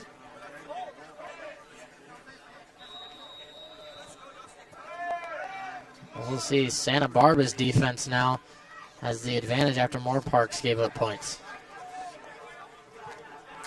Kick away, returnable, Pierce through the middle, nothing. Out across the 20 to the 23. Hope you're enjoying this broadcast, the final home game of the year for the Raiders on sophomore night and Veterans and Military Appreciation. Raiders looking to improve to an even record of 4-4, winning their 3rd straight. Santa Barbara trying to stop a 2-game losing streak and improve to 5-3. Well, this is a big statement drive coming up from Moorpark and Johnson, especially the Santa Barbara defense as well.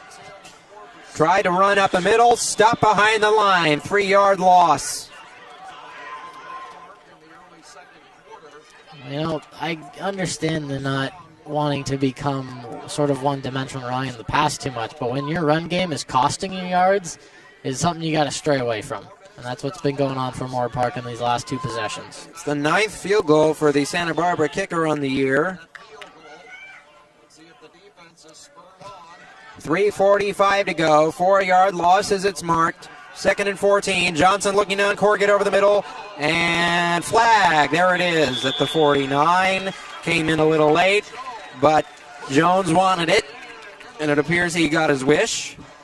They're going to get him on holding, not pass interference. Fortunately for Santa Barbara, I guess you could say, if you want situation of a fortunate penalty, it could have been a lot more yards. If not, Jones definitely had a step and possibly could have had a lot more.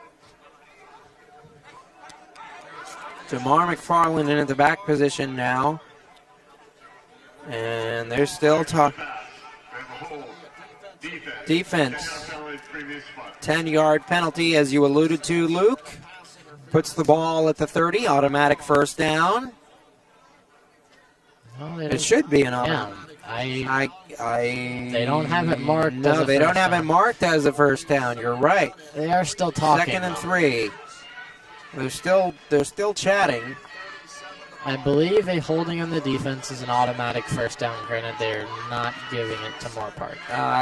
They're giving them a replay of down. That is very bizarre. I've never seen that before. This time a screen to McFarland to the edge. He'll get the first down anyway. Throws a stiff arm out across toward the 40. They'll mark him out just shy at the 38.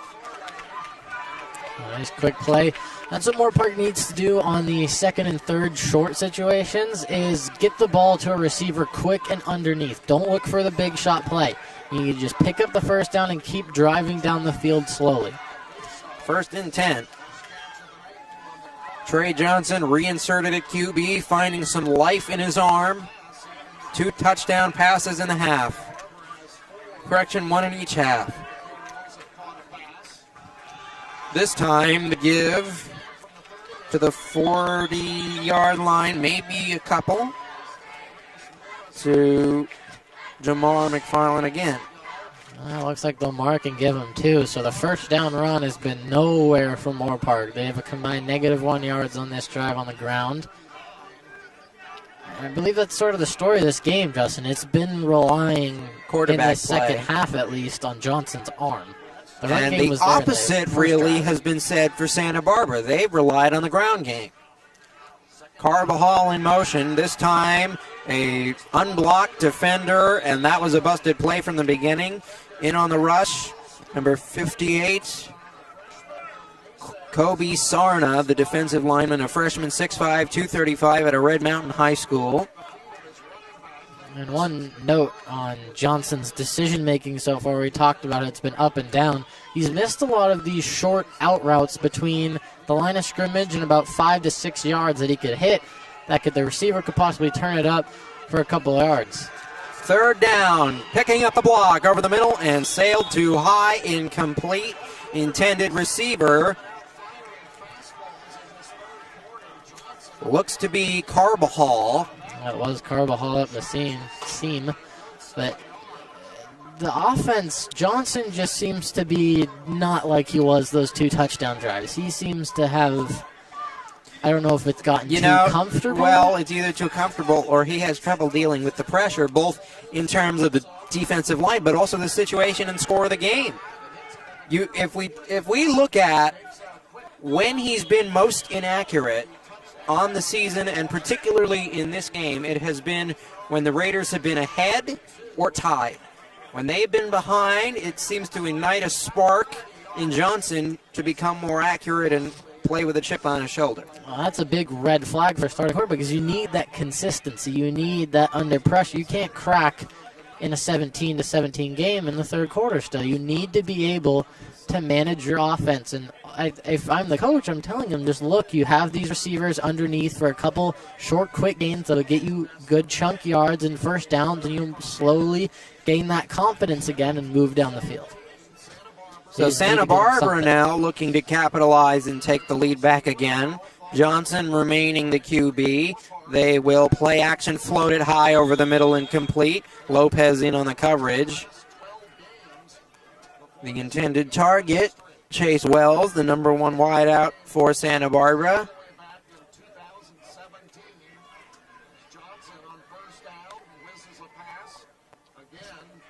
.209 to go in the third.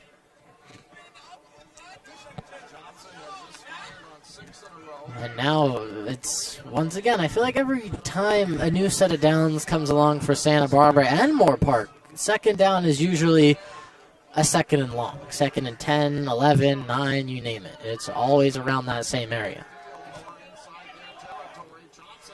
There it is, complete in a tight window to Marcus Bellon to the 40. It'll be third and about 2. Unfortunate situation for Moorpark. The coverage was good, and the tackle was there. It just slipped right through the defenders. Raiders having trouble lining up, and the push of the pile should be very close to a first down. A flag. There's a flag in the backfield, and this could be because maybe the offensive line didn't get quite set. An illegal shift. I believe this is going to come back on Santa Barbara and bring up a third and long. You know, it's not a bad move. The Raiders were having confusion on the defensive line. They wanted to go hurry up, but the offense didn't get set. 5-yard penalty will reset the third down.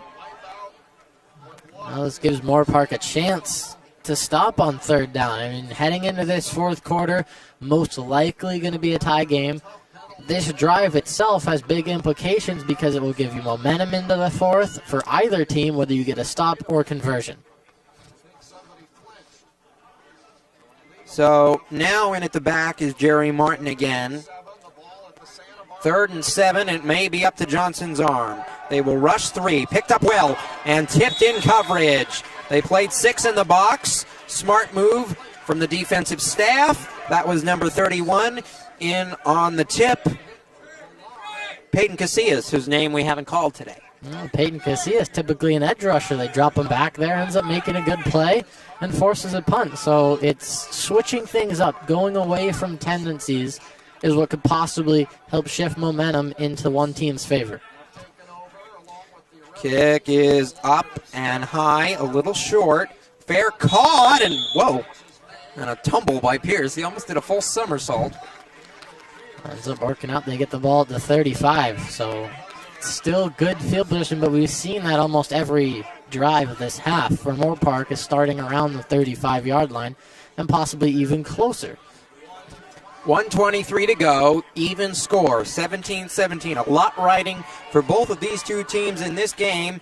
Bowl eligibility for Santa Barbara on the horizon. If the Raiders win, they inch that much closer to an even record at 4-4. Have a possibility to stay undefeated in conference. But as you said, both teams looking to make the bowl. That's the ultimate goal for both of these teams, especially Moorpark, starting 1-4. If you're able to right the ship and turn this season around, it'd be a huge accomplishment for this team. And it's short-armed, incomplete, intended receiver Carbajal. Johnson's just got to get his arm under control. He just doesn't. He seems a little rattled, nervous out there. He needs to calm down. He had Carbajal wide open. Just get it to your receiver's hands. Just play catch, backyard football. It's what everybody will teach you is you're just playing catch between quarterback and receiver. 2nd and 10, a minute 19 to go.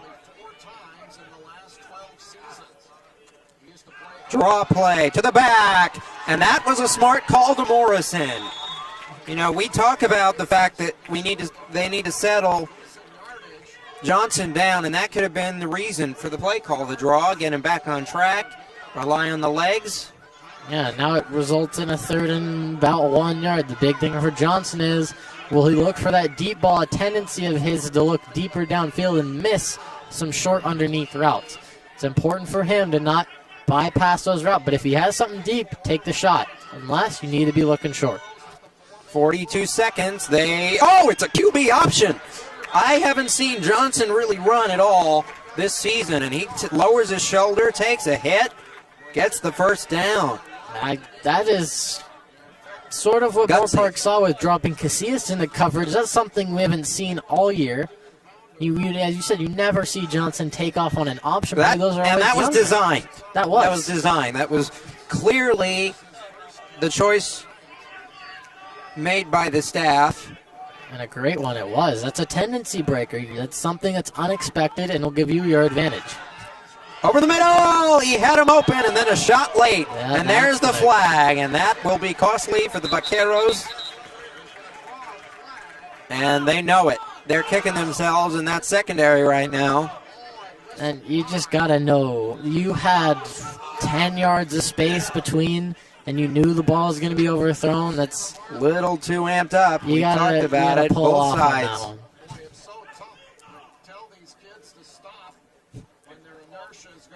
And so this penalty will definitely give the Raiders an automatic first down. We're closing in on the end of the 3rd quarter. Johnson, granted, they get lucky with the penalty, but if he gets the ball down and more accurate and not over the receiver's head, there's no one in between the passing line. So you can just fit that right in and have Carbajal make that catch and then run for yards versus the overthrow resulting in a penalty. Almost gets the D to jump again, but this time they made the offense move. False start. That is on Arcelis Johnson Jr. Now Moorpark backed up a little bit. Key here for Trey Johnson. He needs to just get under control, and I believe Moorpark is in great hands if he's able to do that. 10.2 to go, final play of the quarter. Johnson will sling it. Oh, man, a dangerous pass, incomplete, nearly picked. The defender on the play, Cole Hernandez, the linebacker, almost came up with one. Great job by Hernandez, reading reaction, reading Johnson's eyes and running straight to the outside, realizing Arcelis Johnson was coming in on the slant route and was open. Great job getting underneath it, and I'll bring up 2nd and long. So Carbajal will motion. This time they'll give to the back. Smart play call again. Through the middle to the 35 with forward progress. I'll mark him just outside that mark at the 36. It'll be third down. Final play of the quarter. We'll go to the fourth. Even score, 17-17. We're going to sweat it out with you, everybody. It's going to be a good one to finish. And these draw plays Moorpark has implemented on this drive, Justin, as you said, possibly to calm Johnson down. They've ended up working extremely well. They've picked up 10-plus yards every single time they've gone to one of these draw plays on this drive. I would not be surprised if they continue to go to it on these second down situations. Remember, Raiders finish the season on the road next week at Antelope Valley. Unless we hear word of whether the Pierce game has been rescheduled. Not entirely sure if, obviously you want to be able to play your full schedule if you're Moorpark, especially if that could help you get into a bowl game and win your own conference if you stay undefeated and win these next two games. It'll be interesting to see if the Pierce game does get rescheduled or not, or if it will just count as nothing, and as you've mentioned, will there be an exception for Moorpark? An exception, or even, if they finish undefeated in conference play, what does it mean if another team has one more conference win but maybe one loss? That's a consideration as maybe well. Go to head-to-head matchup possibly, or you look at your schedule and your opponents and who you've beaten, and let's say Moorpark's undefeated, but this other team hypothetically lost to a team Moorpark beat in conference. Yeah. Do you have to give Moorpark the advantage? Or overall records. A lot of math to be done. Johnson will throw. And got it complete. Big reception. First down inside the 20. Arcellus Johnson Jr., number one man here in this passing attack. When he caught the one touchdown on the free play, we thought that was one of Johnson's best passes of the season on the free play in the corner to Arcellus Johnson. Big first down conversion. Moorpark's moving the ball. We're seeing this sort of consistency as we saw early in the half and to end the first half. Can Moorpark capitalize and cash in and take the lead to start a fourth quarter? Johnson again, this time will roll out. He was looking for a screen and flings it out. That should be, unless he was outside the tackle box and out of the pocket. Is it a lateral, an incompletion? Oh boy.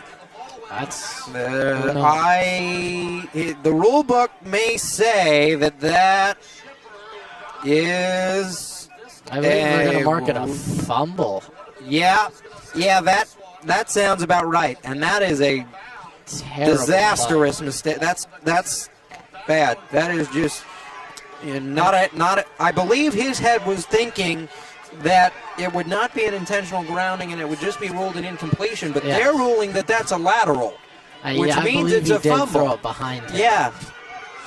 And one thing, it was a setup screen. He had the running back wide open in the flats. The play clock is down to 0, and now the officials come in with flags. Delay a game, and Johnson was not paying attention, and the staff will not be thrilled there. Moorpark called a timeout before. Ooh, they got it just off. That's interesting that they let the play clock continue to run because the referees took quite a while deciding. To set it, and So normally you see a reset of the play clock. I believe that's what should have happened. We don't see a lot of protests from the sideline, so they force a timeout. Either way, a disastrous situation for Moorpark. You are finally getting going. You're inside the red zone once again, and then you take, I believe if my math is correct, that's a 15-yard loss. Yes. That Trey Johnson that's exactly right. 15 yards based on a lateral that Johnson perceived to be a pass that would have counted as an incompletion, but he threw it behind the line of scrimmage with no receiver in the area. We'll see what Moorpark draws up here. I wouldn't say go to your draw play, even though it's been your go-to second down. You need to get a lot of yards. I would say a screen. Normally when you see a team backed up with this margin, and now here comes the blitz again. He floats it up, And tipped, incomplete, nearly intercepted. That was a dangerous Robinson throw. in on that.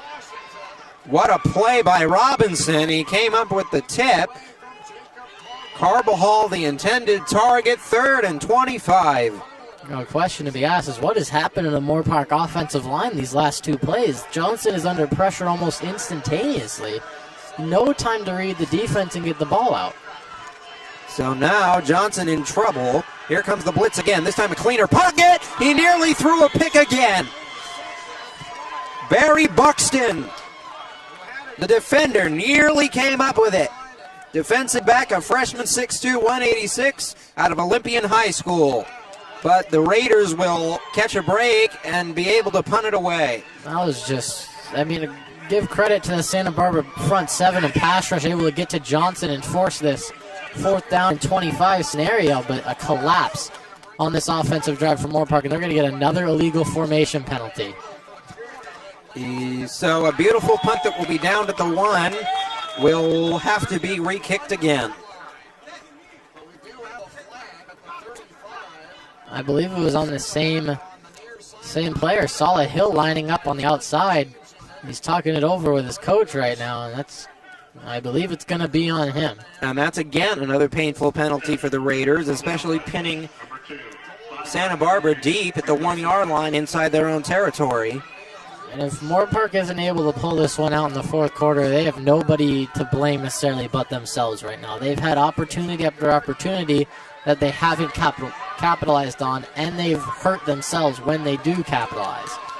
The penalty is really a killer here in this second half. This time, the snap goes over the punter's head, all the way back at the 26. Oh my goodness, good Lord.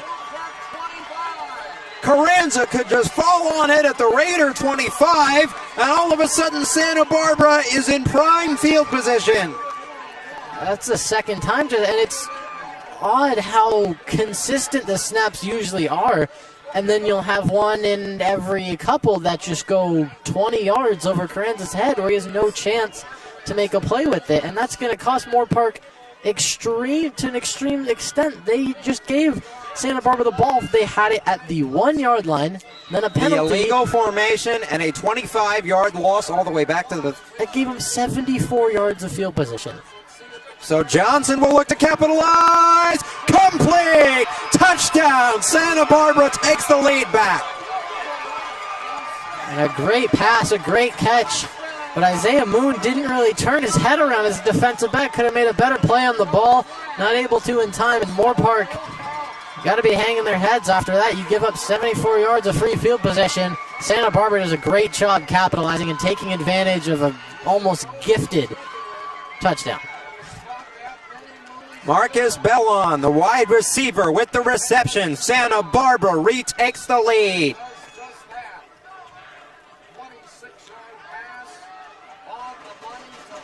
Kick. Good. 26-yard reception for the TD. 13:46 to go. Santa Barbara up by 7. Raiders looking to get back on the same page. This game not even close to over yet. Only down 7 with 13:46 to go.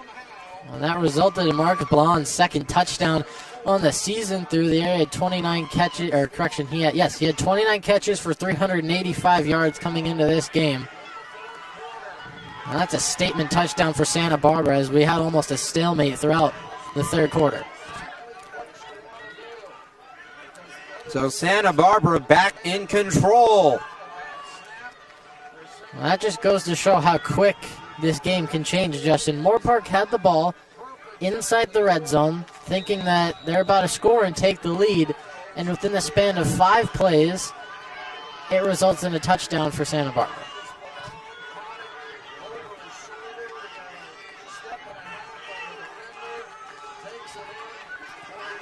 Kick is away. Fielded at the 23 by Pierce. He bounces off a defender, tries to break outside, cuts back through, gets through defenders, and now has room to run down the sideline. There he goes, all the way, no flags. Raiders tie it up immediately, 23-24 with an extra point on the way. And there's going to be a late flag on the field, I believe, for celebration, but... Wow! Late flag, as you say. It most likely, I mean, it was placed. A 78-yard kick return by Pierce. We had seen glimpses and chances throughout the whole season of Pierce possibly breaking one out. There is a... I think it's a Raider. Yeah, the jersey color is gray. We'll get that in just a minute. The flag... But Moorpark, I believe, will tie this up. We'll sort it out in a second because right now they're checking on the injury, so they haven't moved to the next offensive play. So we're gonna. All right, it technically is a celebration. They call it a sideline.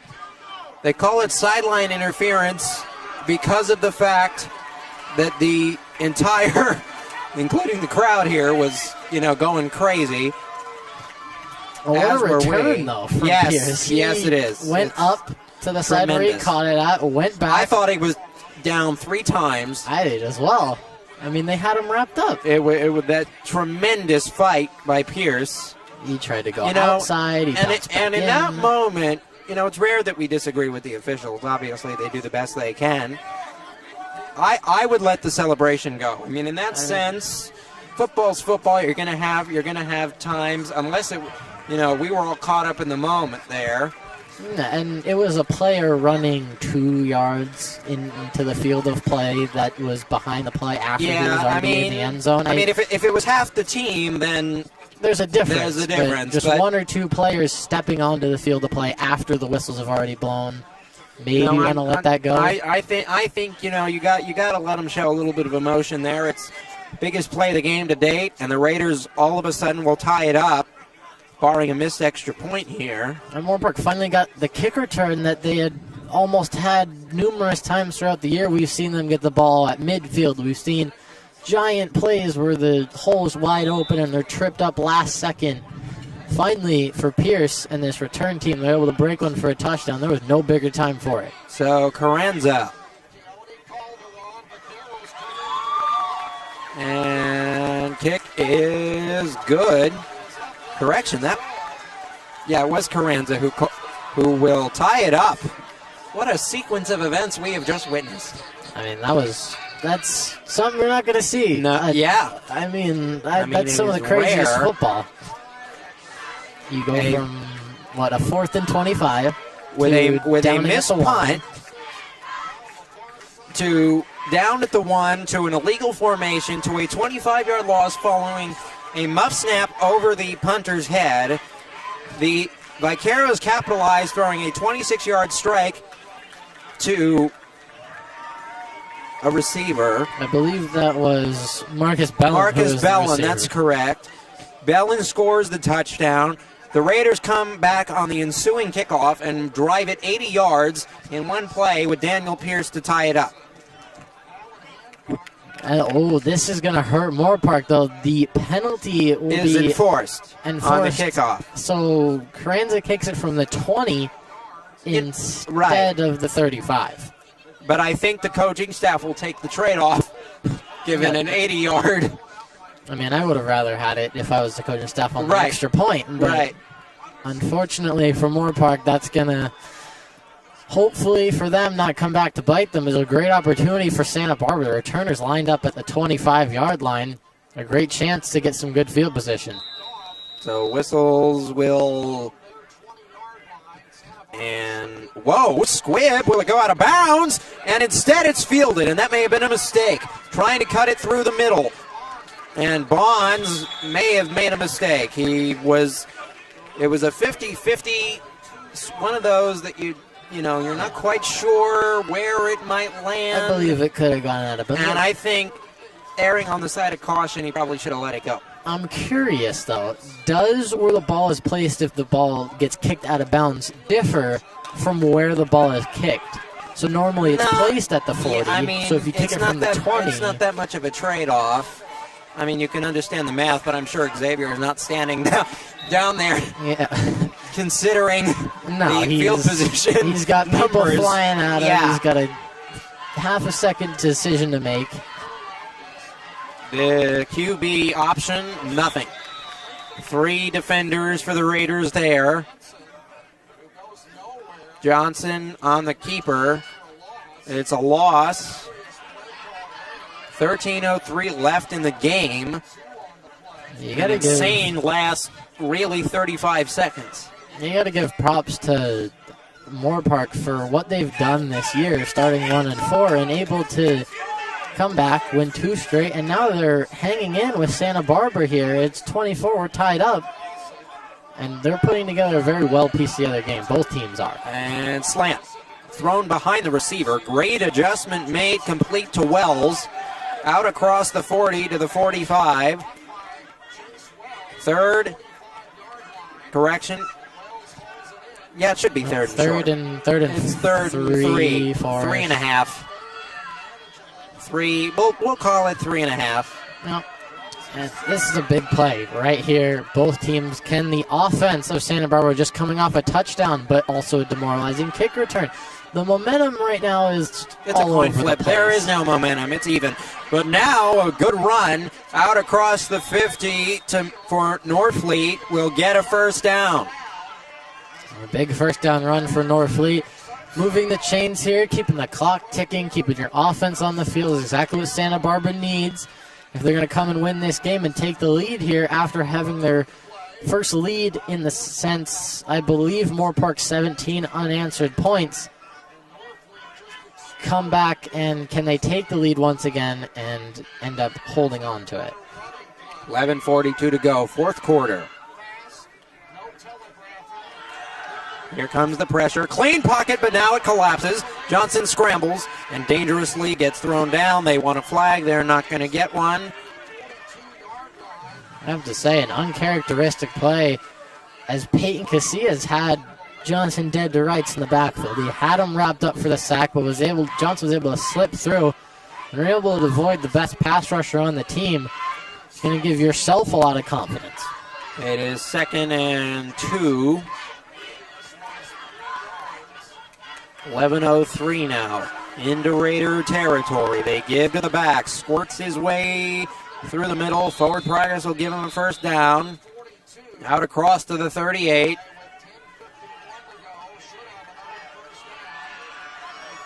And they will give him first down yardage. Santa Barbara moves the chains once again on the ground. Moorpark's defense needs to figure something out. They've had a couple opportunities to stop the Santa Barbara offense on this drive. 2 third downs faced, not able to capitalize on either of them. The pass rush is not getting home as usual. They need to figure something out. It starts to fall on the secondary and the linebackers to make these plays. They pack the box with 6. And it's Martin who gets shoved down. Maybe a gain of 1. Oh, and there's the front 7 showing up as soon as I say that they weren't coming home per usual. They definitely get it done there. Broadcaster's jinx. Yep, Peyton Casillas and Amari Thomas coming off the opposite ends. 10 minutes to go in the fourth quarter, final quarter of the game. Santa Barbara methodically driving to this point. Low snap handled by Johnson. He throws it low as well, and that is incomplete. He kind of rushed it. He had a clean pocket. The low snap probably threw him off guard. Low 3rd snap, and 8. Throw. Too many lows on that play for Santa Barbara. Looking for a high here. Not too high, though, because then it'll be an overthrow. Or an oversnap. Okay, we're getting off track here. Football game to play, people. A good one at that. 9:43. Tie game at 24. Johnson on 3rd down. They only rush 3. Now they come with 4 on the spy. Complete. Inside the 10. Fighting his way inside the 5. Xavier Bonds with the reception, and it's 1st and goal, Vaqueros. Bonds with a great play. Bonds not necessarily a leading receiver on this team. He only has 3 catches for 23 yards coming into this game. An explosive play. And Moorpark's corners are getting absolutely burnt on these double moves. They hurry to the line. They try for a QB sneak. Raiders all over it. They lined up correctly. That's interesting, a quarterback sneak from 4 yards out. I don't know. Well, it's marked as less than 4. It's marked as 2. Maybe from this angle. Yeah. For me, it looks a little bit closer to 4. Yeah, but they lost a yard, so now it's 3. There we go. That makes more sense from the 2. I was going to say from the 4. It's a bold quarterback sneak. Officials timeout for an injured Raider.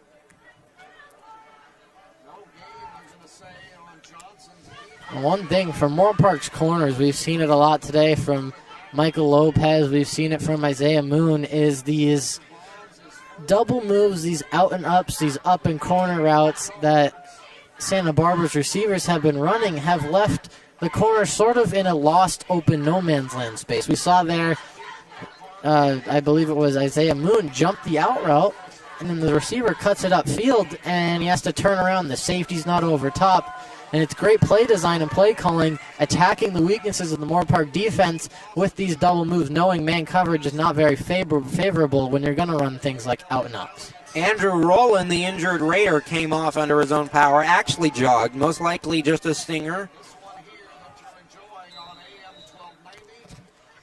Second and goal. Drive. We've seen Huge. Moorpark sometimes make They're these back. goal They're back under center. This time they got extra linemen out there. They go with a pitch to the back. Who has the edge? But there's a flag.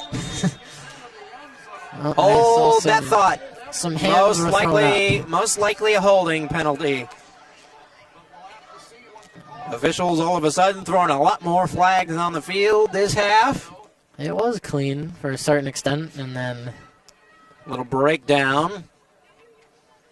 Well, this is huge for Moorpark that this is a holding. This puts them in a situation where they could possibly make a stop and hold Santa Barbara to a field goal. Offensive holding on Jordan Tagaloa.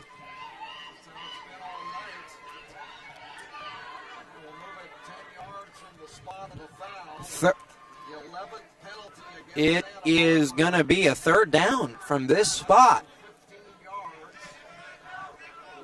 Is it a third or second? A marker has second. The scoreboard has third. Let's check. Most likely the marker is right. So we'll stick with second here. I believe they had the big pass to get down here, then a quarterback sneak, then a holding. So it should be second down. Here comes the pressure again. Blitz play incomplete. The pressure affected the throw. Andrew Rowland once again lights up Johnson as he lets go of it. Yes. Clean hit. Yes, it's third down, folks, not fourth. Now it is 3rd and 11. The chains and the marker are correct. Not the scoreboard. I mean, I don't know what ours has, but the scoreboard here is showing 4th. 8:51 to go in the game. A bend but not break mentality again will be big for the Raiders. Santa Barbara looking to go up by 6. Santa Barbara's got to be careful. Play clock under 5 already. They just get it away. Johnson, it is incomplete and dropped. They tried to juggle it one-handed, didn't get there, and the Raiders hold. I gotta say, what a play in coverage from a man's name who we have not called a single time so far tonight. Cashin Haffrey outside. They try a fade on. Looked like the receiver had it initially, but on the way down, able to knock it out.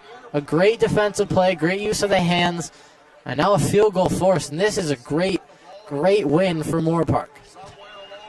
It should be a mid-20-yard field goal here. Long of 46, should be all but academic. Raiders will try to block it. Line drive is through. Santa Barbara back up by 3 in this seesaw affair. 27-24, 8:39 to go. And now an interesting decision for Santa Barbara. You don't want to give Moorpark good field position, but do you want to risk kicking it to Pierce once again? So my guess is you go closer to Jaquan Martin, who we've seen return kicks this year. Hasn't been as explosive, it appears, but he had a couple good returns of 25-plus yards himself. Or you squib. You could squib and hope it dribbles to about the 35 and you're able to rally and make the tackle at the 40. But do you want to risk giving the Raiders good field position? Decisions. Wouldn't want to be a head coach in this league.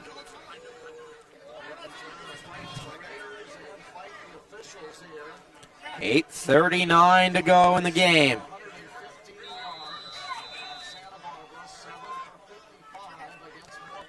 And they will kick it deep. It is a beautifully angled kick and muffed, but picked up. And that will be costly for the Raiders. They don't get back to the 20. It'll be marked at the 19. That was the best possible answer they could have had. Santa Barbara kicks it opposite. The returner not usually out there. Kamar Wilson, we've never called his name. He's not a new returner out there for the Raiders, and that proved costly. An interesting decision at this point, maybe thinking they won't expect him to be out there, so they'll target him. Maybe that was a strategy. Moorpark maybe wanted him to get the ball, but just doesn't pay off for them, and pays off big for Santa Barbara. Now it's 80 yards of field position to go. And Johnson, outside the numbers, complete across the 25 to the 26-yard line. Clock ticks, 6-yard gain. Still plenty of time. Only down by 3. They go up tempo. And now looking toward the sideline.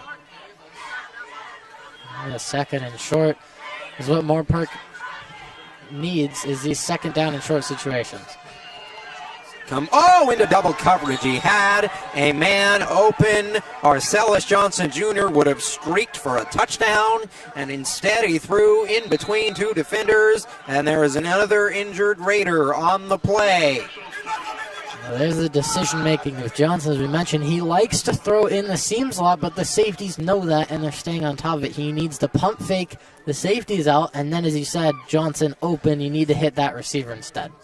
And with that, as they check on the injured Raider, let's thank the last of our sponsors, because without them, this broadcast not possible this season. Starting with Kelsey Financial. We take an active, holistic approach to your personal financial situation. Kelsey Financial Plan. Save, grow. An independent financial advisory firm engineered to help you create, implement, and execute a financial plan built around you. Take time to research their website at www.kelseyfinancial.net. In-N-Out Burger. No matter what the outcome of the game is, everyone ends up scoring at In-N-Out. You have a meal that will satisfy even the most ravenous of fans. Proud supporter of Moorpark College Athletics. Freshness you can taste. The International Brotherhood of Electrical Workers, IBEW Local Number 47, proudly supports Moorpark College Athletics and our heroes. And finally, Insurance Brokers West. There are better ways to protect your car than bubble wrap. Call Insurance Brokers West today at 805-299-2150 for a free coverage checkup. We will evaluate your current insurance and help you have the right coverage at the right price. An authorized agent for Mercury Insurance. Insurance Brokers West is proud to support Moorpark College Athletics, insurance, home, auto, life, and business. Again, thank you to all of our sponsors. Without them this season, this live stream, not possible. Thank them for their efforts tonight. The injured Raider walked off with the assistance of the staff. That appears to be number 51, Ricky Munoz, being helped.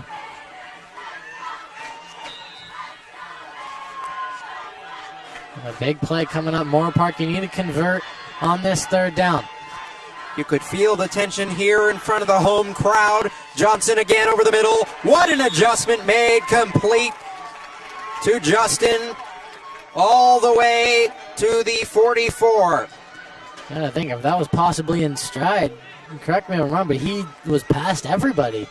He could have possibly had a touchdown another way. Great delivery from Johnson, able to stand in the pocket under pressure, pick up a huge first down. 7:37 to go. This time give to the back, blown up immediately. Davis gets nowhere. Stop behind the line at the 40.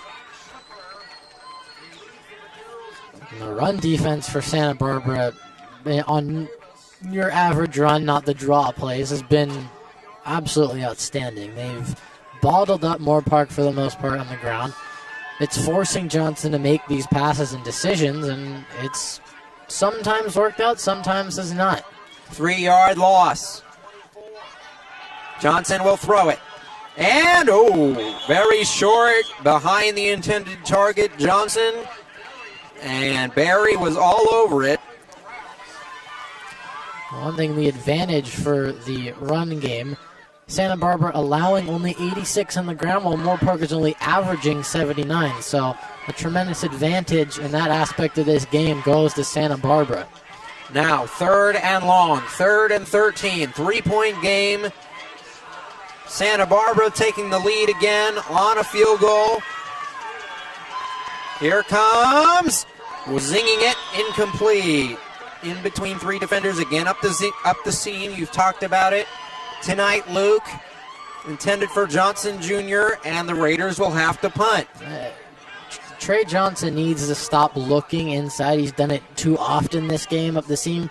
Every time we see these vertical routes, he hasn't thrown it to the outside. It's always been to the slot receiver up the seam. So he's going to his number 1 read. He's not taking the check down receivers. If you look on the last play on the outside, Carbajal was left alone almost for about a 15-yard pickup, which would have resulted in a first down because the safety and corner both rotated knowing that he wanted to go to the seam route. So Johnson needs to look at the seam route, know that it's going to be open, needs to talk it over with his offense and coaches, and figure out a way that he can look and then hit that outside.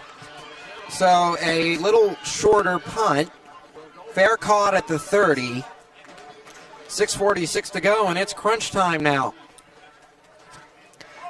This drive is going to come down, and this game, I believe, is going to come down to how this matchup, the defensive Moorpark with the offensive Santa Barbara, is going to play out.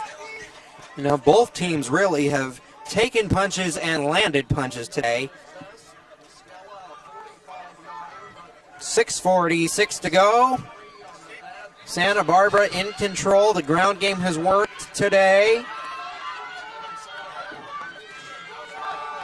They give with a stretch play. Michael Lopez again. He's been the star tonight. He came flying down from his corner position, realized that it's going outside. Santa Barbara's run that play consistently. So it's showing for both teams now, Justin, that running these same plays and making the same decisions over and over again are going to be caught onto and capitalized on by the defense. So shoved out of bounds. No gain. 6:30 to go. 2nd and 10.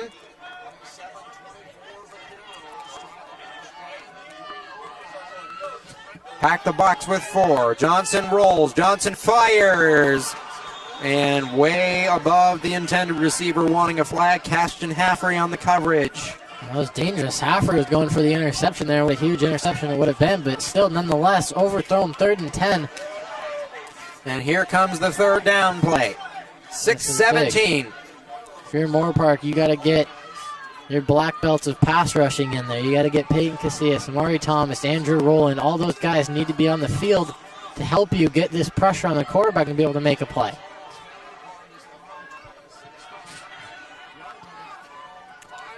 They rush 5. It gets there, but complete. A big pass by Johnson. Past the sticks. Chase Wells again. Rolling came again, lit up Johnson. But Wells able on the comeback, beating Haffrey. Wells has beaten, I believe, almost every corner out there. He's run some amazing routes here tonight. Huge play going right to your number 1 receiver. Great decision by Johnson. And that's going to be a backbreaker for Moorpark. The clock continues to tick on a drive where you can't let up a touchdown. You have to hold them to either a field goal or nothing. 5:44. More than willing to go. Under 10 on the play clock now. Give back up the middles. Gets maybe 5. 5:29 to go. Tick, tick, tick. They'll only give him 3. It's Taylor. Moorpark's got to be very careful, already having spent, I believe, 2 timeouts in this half. 5:05 to go. Those timeouts could prove costly. Everybody's standing on the sidelines silent here. They know how big this is right now. Raiders play tight coverage, pack the box, give play action slant. Dangerous pass, but complete and just short of the sticks by a yard. A great job reading the quick slant. It's been open for most of the night for Santa Barbara. Johnson stands true in the pocket, makes a good pass. Moorpark, you got to stack the box. You got to bail out on the run. It's Santa Barbara's strength. 157 average each game. They've bullied you at certain times in the game with these runs. You need to run if you're Santa Barbara, you need to run the ball here. Moorpark, under center. Here comes the push. And Johnson able to break through. Stopped at the line, but he found a little room toward the outside. First down out across the 40. And that's a great play by Johnson, keeping his feet moving, and then breaks away with a little burst of speed, picking up about 15 yards and a third down and 1 on a quarterback sneak, probably the longest quarterback sneak I've ever seen. And ends up big first down Santa Barbara. This game, their destiny in this game, whether they win or lose it, is in their own hands right now. 7 seconds. They could just really run this clock right now. And squirting through the middle again. Raiders may try to strip the ball out. He's going to get halfway there to the first down. Now you 5 yards. Call timeouts. If you get to a third down situation, you use the last one. I think you use the last one, and you just got to hope and pray your defense can get you off the field, because this could very well be the final drive of the game if Moorpark can't batten down the hatches on defense. They're going to go under 10. We're under 3 minutes left in the game. 2nd and 5. Johnson snaps at 1. Give to the back, stop behind the line, and there's the stop you spoke about, Luke. It'll be third down. The Raiders will not use it yet. Possibly saving it for a fourth down if the clock's starting. Well, the clock's going to get to 2 minutes. There's no 2-minute warning, obviously. But well, and, that's not a bad choice either, because you're in a spot in the field where it's really on the fringe of field goal range, and they may choose to go for it on fourth. Try to bleed more of the clock. 3rd and 5. Raiders comfortable running a 2-minute drill. This is the biggest play of the game for both teams. They need the 27. Anticipation. It's a run. Not enough. And now you may see the timeout, and there it is. So what does Santa Barbara do here? I say you go for it. Moorpark's had this starting field position almost all night long, and they haven't capitalized on it more times than they have not. So you have to think, go for it. You got to trust your offense. It's a dangerous situation here. This is for all the marbles in this game. A stop gives the Raiders one more shot at it. First down will seal it. First down wins you the game. That's why I believe in this situation, you're at the 30-yard line, so that's still 70 yards possibly to win the game. Moorpark would have to go about, I would say, 50 yards to get in Curran's range, at about the 20 just well, fringe of the red Johnson zone. has the arm. We've seen that. He's looked up the seam all night. He's got to look outside. It's been open. He's got to figure that out and find his receivers if he gets a chance here. But this is the biggest play now of the game. Each play seems to get bigger and bigger. Step one for the Raiders is getting a stop. 4th and 5. They're trying to get the crowd into it here. You can feel the tension.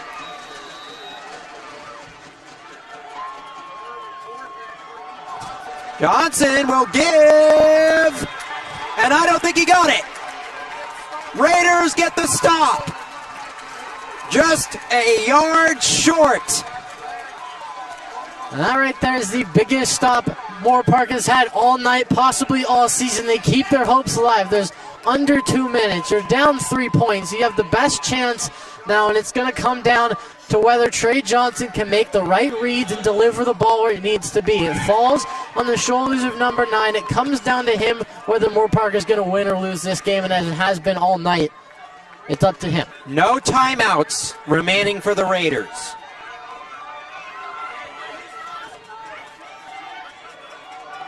They take over at the 29. 71 yards they need. Caught. Past the sticks. Good lean. Alexander Jones. First down. A big first down, and it stops the clock as Jones didn't get out of bounds. Got to be careful. Santa Barbara can't concede too many yards. They're playing soft coverage. And there's the outside the numbers, Luke, you mentioned. Going again. Complete. Taking a hit. Clock will run. 1:26 didn't get to the marker. Near midfield. Again, a field goal will tie it. Well, Moorpark's got to hurry up. You got to go almost every pass past the stick to stop the clock. You got no timeouts left. Going again. This time again. Complete in the window. Past the sticks. Past midfield. 1:08. That was incomplete. Really? Yeah. I'm very surprised. I thought he had it in the breadbasket. I thought Arcellus Johnson had an easy pickup of about 11 yards on a hitch route. That is curious. Third and short. Johnson again fakes. Now goes deep. Well, I don't know what he was thinking there. As Arcellus Johnson Jr. stopped. I believe he wanted him to go upfield, but this is huge. This puts fourth down. This is the game right here. This is all the marbles. And you got to look underneath, but you know that Santa Barbara's been expecting it. This is where you run a double move to one side, but then have a safety valve underneath. All right. Well, here we go, everyone, for the game. Fourth and short. Picked. Santa Barbara will win the football game. He goes down the sideline and out of bounds at the 20. An amazing play. Johnson throws it into double coverage for, I believe, the fourth or fifth time this game. It's going to cost him big. He had, I believe it was Carbajal on a hitch route outside, wide open for a first down, just not able to read the outsides. And it's been the struggle for Johnson all night, and it cost Moorpark once again. A great game played by Santa Barbara, and their defense comes out on top in the end. But a lot of passes here tonight, Justin, and I'm going to tell you Johnson is going to want back. Raiders will drop to 3-5. Santa Barbara will improve to 5-3 and snap a 2-game losing streak. QB Neal on the way. As we conclude this game, it's rare that I take a point of personal privilege, but I just like to, as we wrap up the final home game, thank our entire crew, our production head, Michael Grimes, for his constant support, persistence in getting us set up every week. It's been one heck of a year. Raiders 3 wins. Also, a really touching moment at halftime. Tommy Ariano, one of the athletic members of the staff here, honored as the faculty member of the year. It was just great to see that moment on the field. Former athletic director Vance Manicus also joining the members of the athletic staff on the field. It was just great to see. This game is wrapping up. 18 seconds. Handshake on the way, but it was just touching. I've been here about 3 years, and Vance was the AD as I started my journey as a broadcaster here at Moorpark, and it's been passed on to Matt Crater, the new athletic director. Ryan Ketchum, no longer a broadcast member of this crew, but he was my mentor, and it was just touching to see all of that come together on the field as we end this season. This game wraps up. Santa Barbara wins by 3, 27-24. I'm Justin Borsis, your play-by-play commentator, alongside Luke Lamont, your color commentator this evening. Stay tuned for our post-game locker report, everybody. What a game it's been. Thank you for joining us, everyone.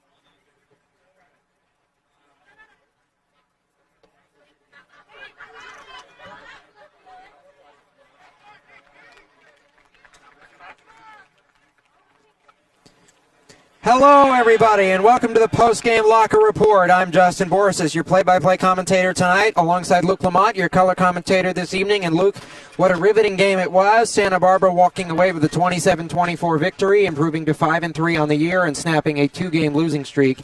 And really, it was a seesaw battle throughout. We saw moments of greatness from both quarterbacks, Johnson and Johnson, both teams with quarterbacks with the last name of Johnson, Alex and Trey. In the end, it came down to mistakes by Trey in terms of throwing the football into double coverage, up the seam routes. You spoke about it during the game, and interceptions late. The consistency of going back to the same routes and similar plays is going to get picked up on at this level by college defenses. Trey, I'll just use Trey, the first names, to make it easier. Trey needs to learn to sort of get to the outside more and end up costing his team in this game. Granted, you can't put all the blame on one player. I mean, both defenses played phenomenally. Both quarterbacks, what they were able to do was a great achievement. Granted, how well the defenses played, I think overall, Santa Barbara, obviously, their defense came up with more stops, more turnovers, and bigger plays. Well, in terms of that notion, Luke, interestingly, Alex Johnson, that is, coming into this game, had 3 picks, no touchdowns. So how were they able to turn that around on offense? I believe it was knowing that Moorpark likes to run more of a man coverage sort of scheme and using double moves. A lot of double moves, a lot of out and up, slant and goes. They're able to beat these Moorpark corners and get them on their toes and into open space where they're more uncomfortable and able to make certain plays, leaving receivers open. Well, and for the Raiders, we know they like to bring the blitz, but it leaves their corners vulnerable in one-on-one coverage. So talk about that a little bit. Should they have dropped back in pass coverage a little bit more? I believe the strength of the Moorpark defense is their pass rush. And sending blitz strengthens that pass rush even more. Pass rush needed to come up bigger tonight, I believe, but not necessarily blame all on the corners. Man coverage and double moves and the route combos that Santa Barbara was running was a great man-beat scheme.